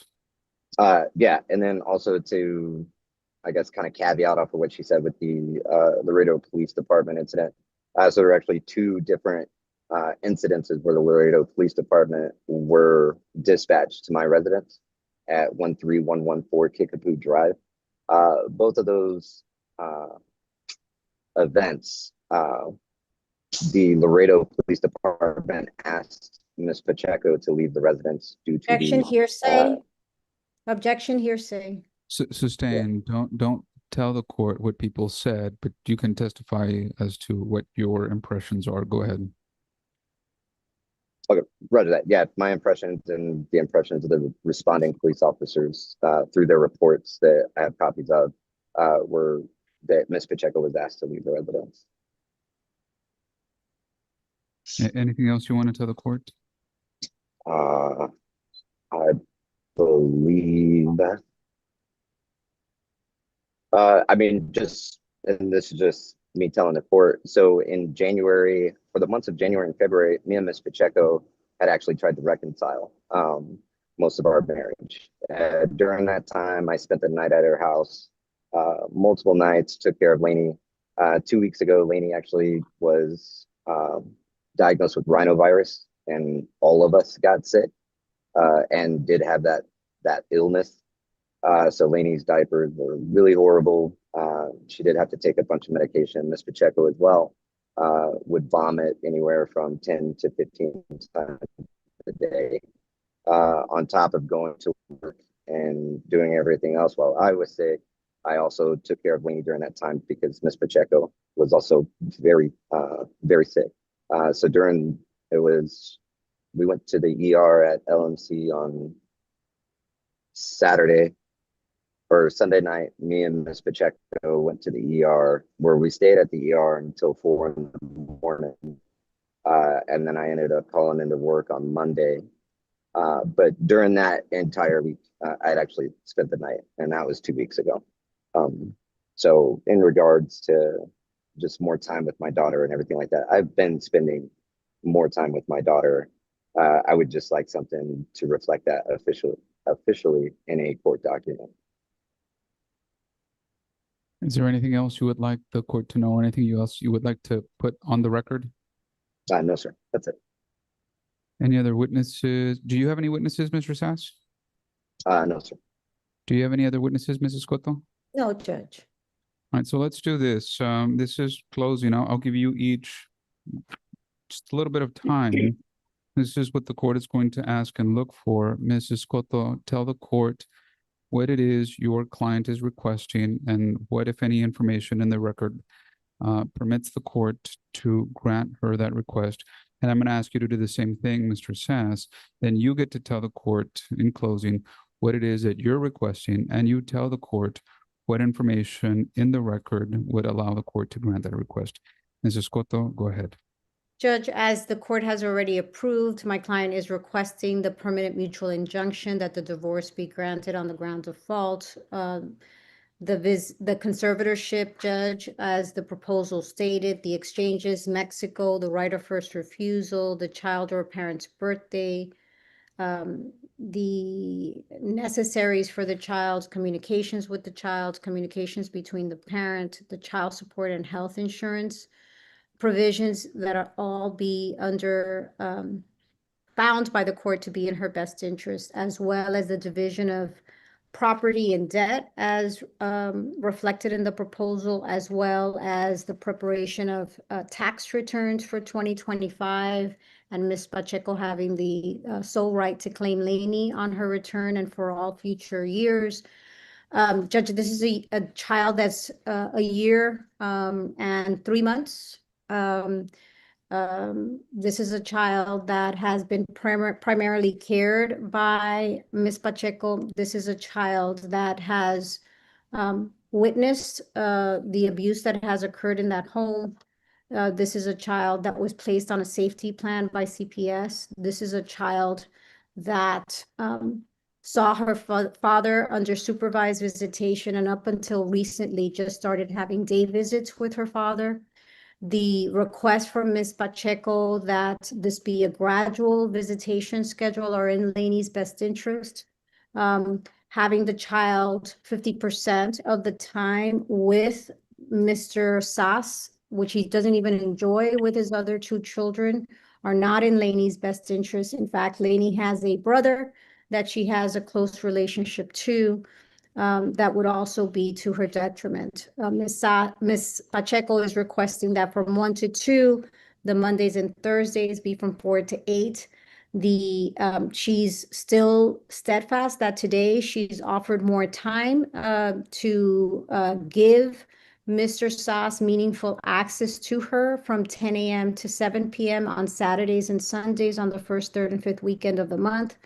From age 2 to 3, she's requesting that on Mondays and Thursdays, he can pick up the child from daycare at 4 and return her back at 8 p.m.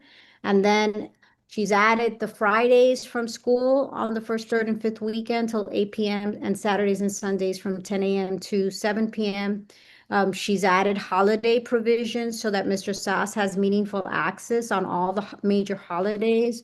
And she is requesting that because of his schedule, he will not be able to do pickup and drop-offs at school, that he be awarded the standard possession schedule and the standard holiday and summer schedule pursuant to the Texas Family Code after age 3.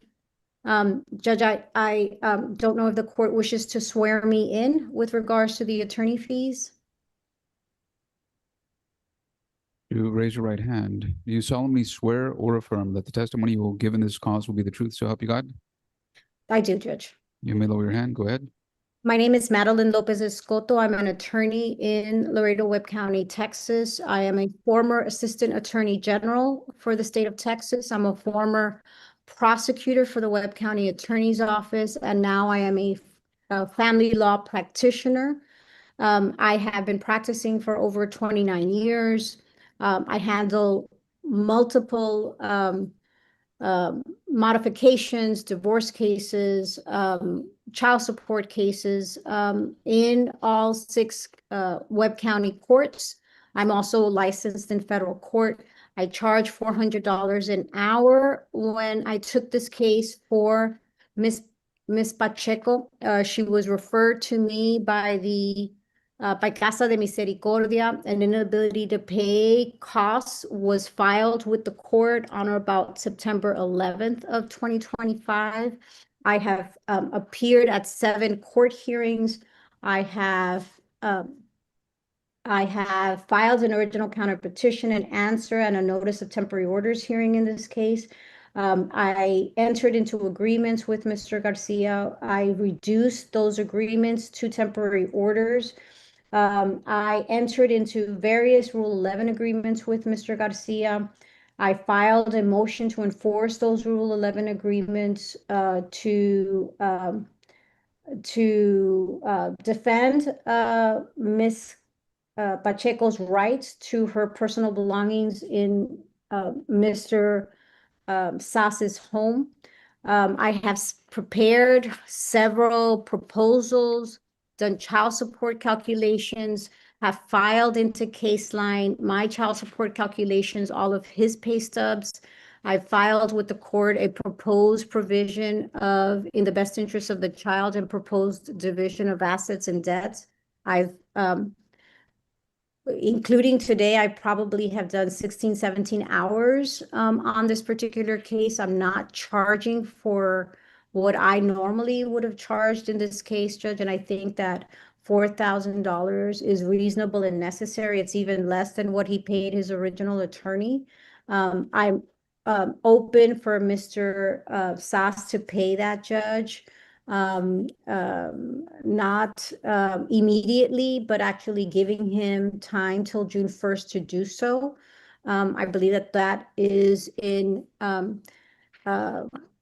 the best interest of this child, the best interest of Ms. Pacheco in being able to receive a just and right division of this estate, as well as all of the other provisions that the court has already approved. Mr. Sass, do you have any questions for Mrs. Cotto? Just the only thing that you were inaccurate about, I guess, is because I paid Mr. Garcia more than $4,000, and I understand you're asking for less. I'm more than agreeable to another type of deal, but there's just no financial way that I would be able to afford $4,000 by June. If I had more time, or if there was some sort of agreement that we could come to, I could absolutely do that. In regards to your attorney fee, I understand you've worked hard defending Ms. Pacheco and my daughter, more importantly, but and I do want to pay you, but there's just no financial. So I understand that you represent yourself. If I understand the question correctly, what you're asking is it agreeable to extend the time period to pay those fees? Is that your question? Either extend the time period, or if there is some sort of 50-50 or 70-30 that me and Ms. Pacheco could communicate and make a deal. It's a compound question. If you don't object, you can answer. Oh, okay, right to that. Yeah. Let me hear a response. Yes. Is there any way we could negotiate a percentage split between both parties in order to pay your attorney fees? So the answer to that would be no, Judge. She doesn't have the means to pay. She doesn't work. She testified to, Judge. She relies on his child support, so there's really no way for her to pay. However, I like I told Ms. Pacheco, Judge, I'm open to extending the time frame for him to pay. I just never, until now, because it was the answer was always no, I'm not going to pay your attorney fees. Now there seems to be some willingness. I'll leave it up to the court's discretion as to how long you want to give him, if that's his response now. Do you have any other questions for Ms. Cotto, Mr. Sass? No, sir.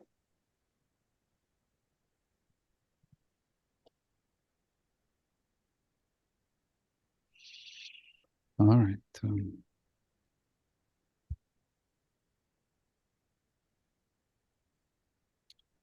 That was Mrs. Cotto's closing. Mr. Sass, for your closing, I'm going to ask that you give the court the same information that I asked for Mrs. Cotto.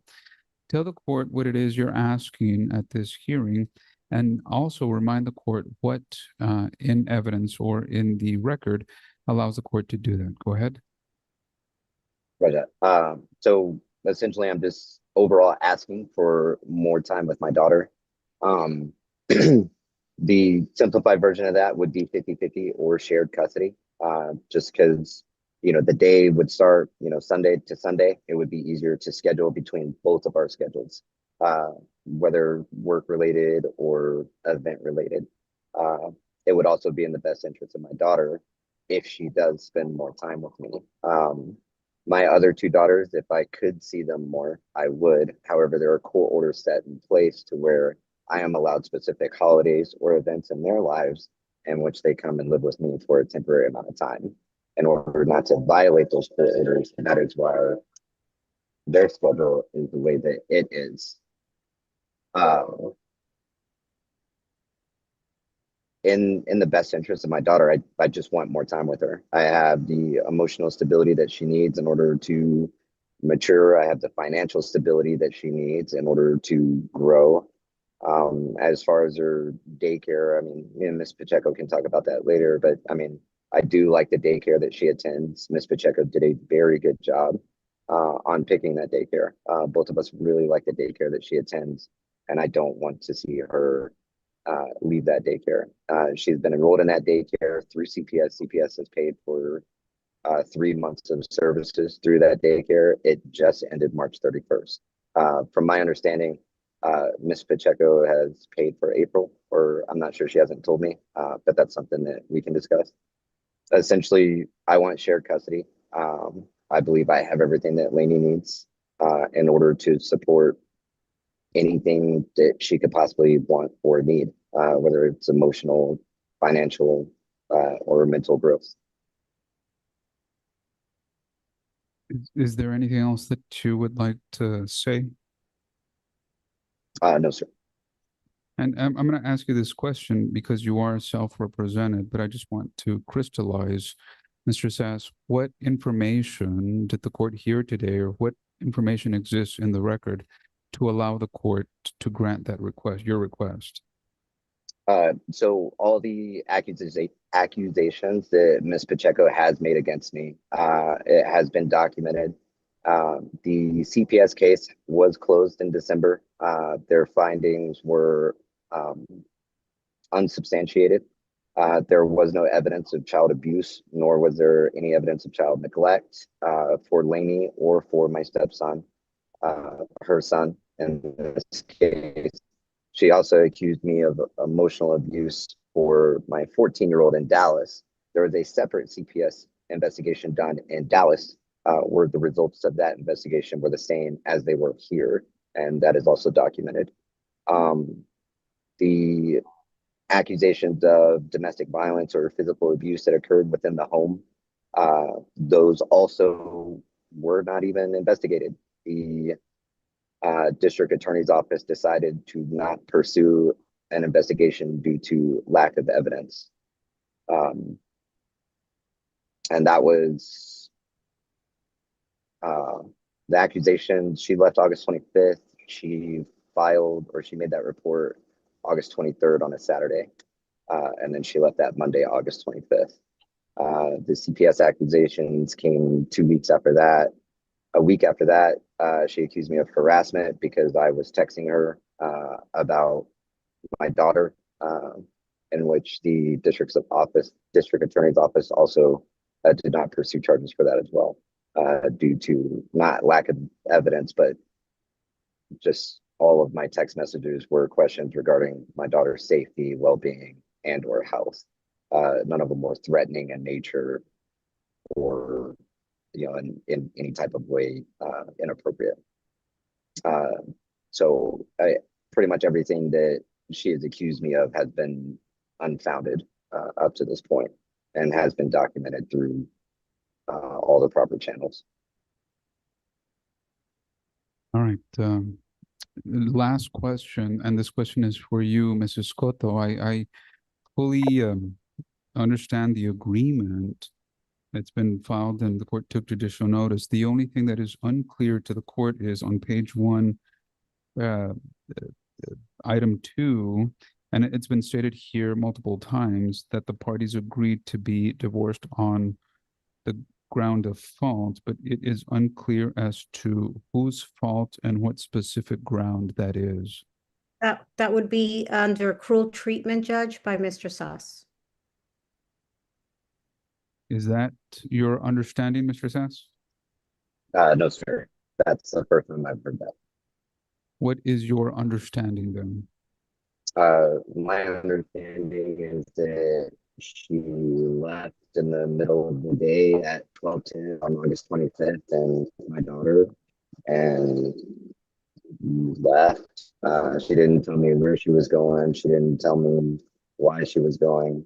So my understanding was that it was fault based upon just her exiting my residence, not for cruel or treatment or anything like that. Well, let me ask you this. Is it your agreement to be divorced for fault? For cruel treatment? Yes. No, sir. I had never treated her cruelly. I never mistreated her. Right. Well, then let me ask you this. If there's no agreement on that, Mr. Sass, do you believe that there is any reasonable expectation of reconciliation? I mean, like I said, we tried to reconcile our marriage through the months of January and February 2026. At this point in time, I would like to believe there is, but I think on her end, there is no chance of reconciliation. On my end, I absolutely believe there is. None of the problems in our marriage were that of an abnormal type of problem. Prior to this marriage, I was married for 16 years. The problems we had in our marriage were not adultery or infidelity or anything like that. It's very small problems. She just kind of gave up. So I believe there's I think the court reconciliation. has heard in the record now through Mr. Sass' testimony that there is, yes, maybe, possibly no expectation of reconciliation. Ms. Pacheco, you're under oath. Is there any reasonable expectation that you reconcile with Mr. Sass? No hay posibilidad. Answer that question one more time. No hay posibilidad de reconciliación. No, there's no possibility. Any other questions, Mrs. Cotto? Judge, I believe she testified, Judge, that she wanted the divorce on the grounds of fault. That's what the counter petition said. She testified that she did have physical abuse by Mr. Sass. She testified that she left the home to go to Casa Misericordia. She testified that she's still receiving services for therapy from Casa Misericordia. So her request and Judge, that's why he said that he was in agreement with everything except the visitation and the attorney fees. And now, here we are again. But her request that it be granted on the grounds of fault. If the court wishes not to, as an alternative, to say that just with that language, that it be granted on the ground of fault with no expectation of reconciliation, that would be okay. Ms. Pacheco, Judge, even though she didn't testify to this, had been petitioned by Mr. Sass for her immigration status.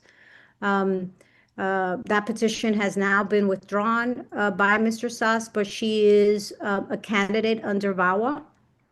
And that's how she came to my office for purposes of the divorce. So her request today is that the divorce be granted on the grounds of fault, whether cruel treatment or just plain fault, with no expectation of reconciliation. Mr. Sass, Ms. Martinez, in your case, cause number 2025 FLA 1305C3, the court at this time finds that it has jurisdiction over your case, meaning this is the proper court form and venue to consider your divorce. The court finds that you entered into marriage on the 4th day of May 2024, but you stopped living together as husband and wife August 25th, 2025. The court finds that your marriage has become insupportable due to a discord or a conflict of personalities that destroys the legitimate ends of the marriage relationship.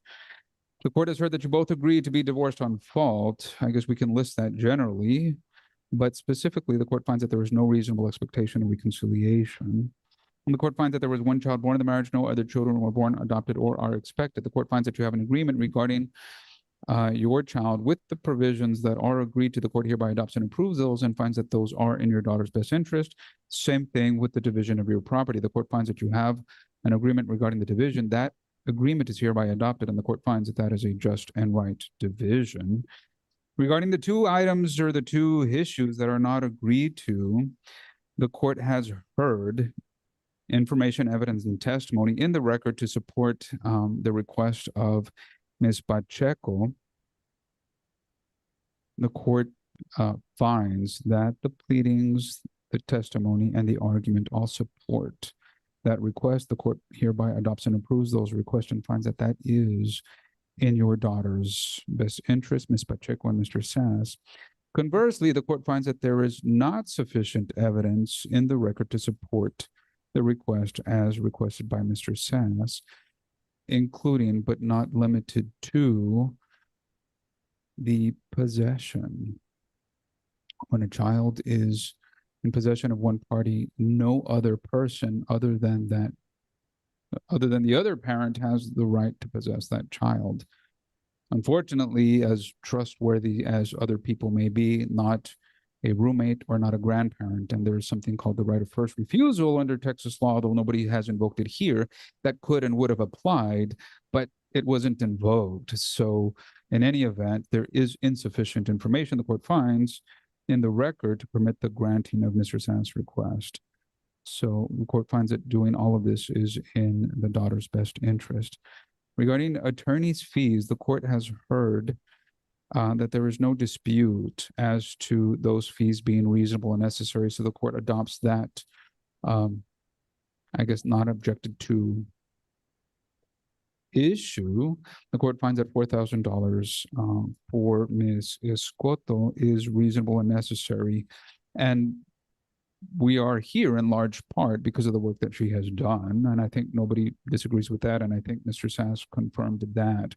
The question then for the court is as to the payment of those fees. The court finds and will use its discretion.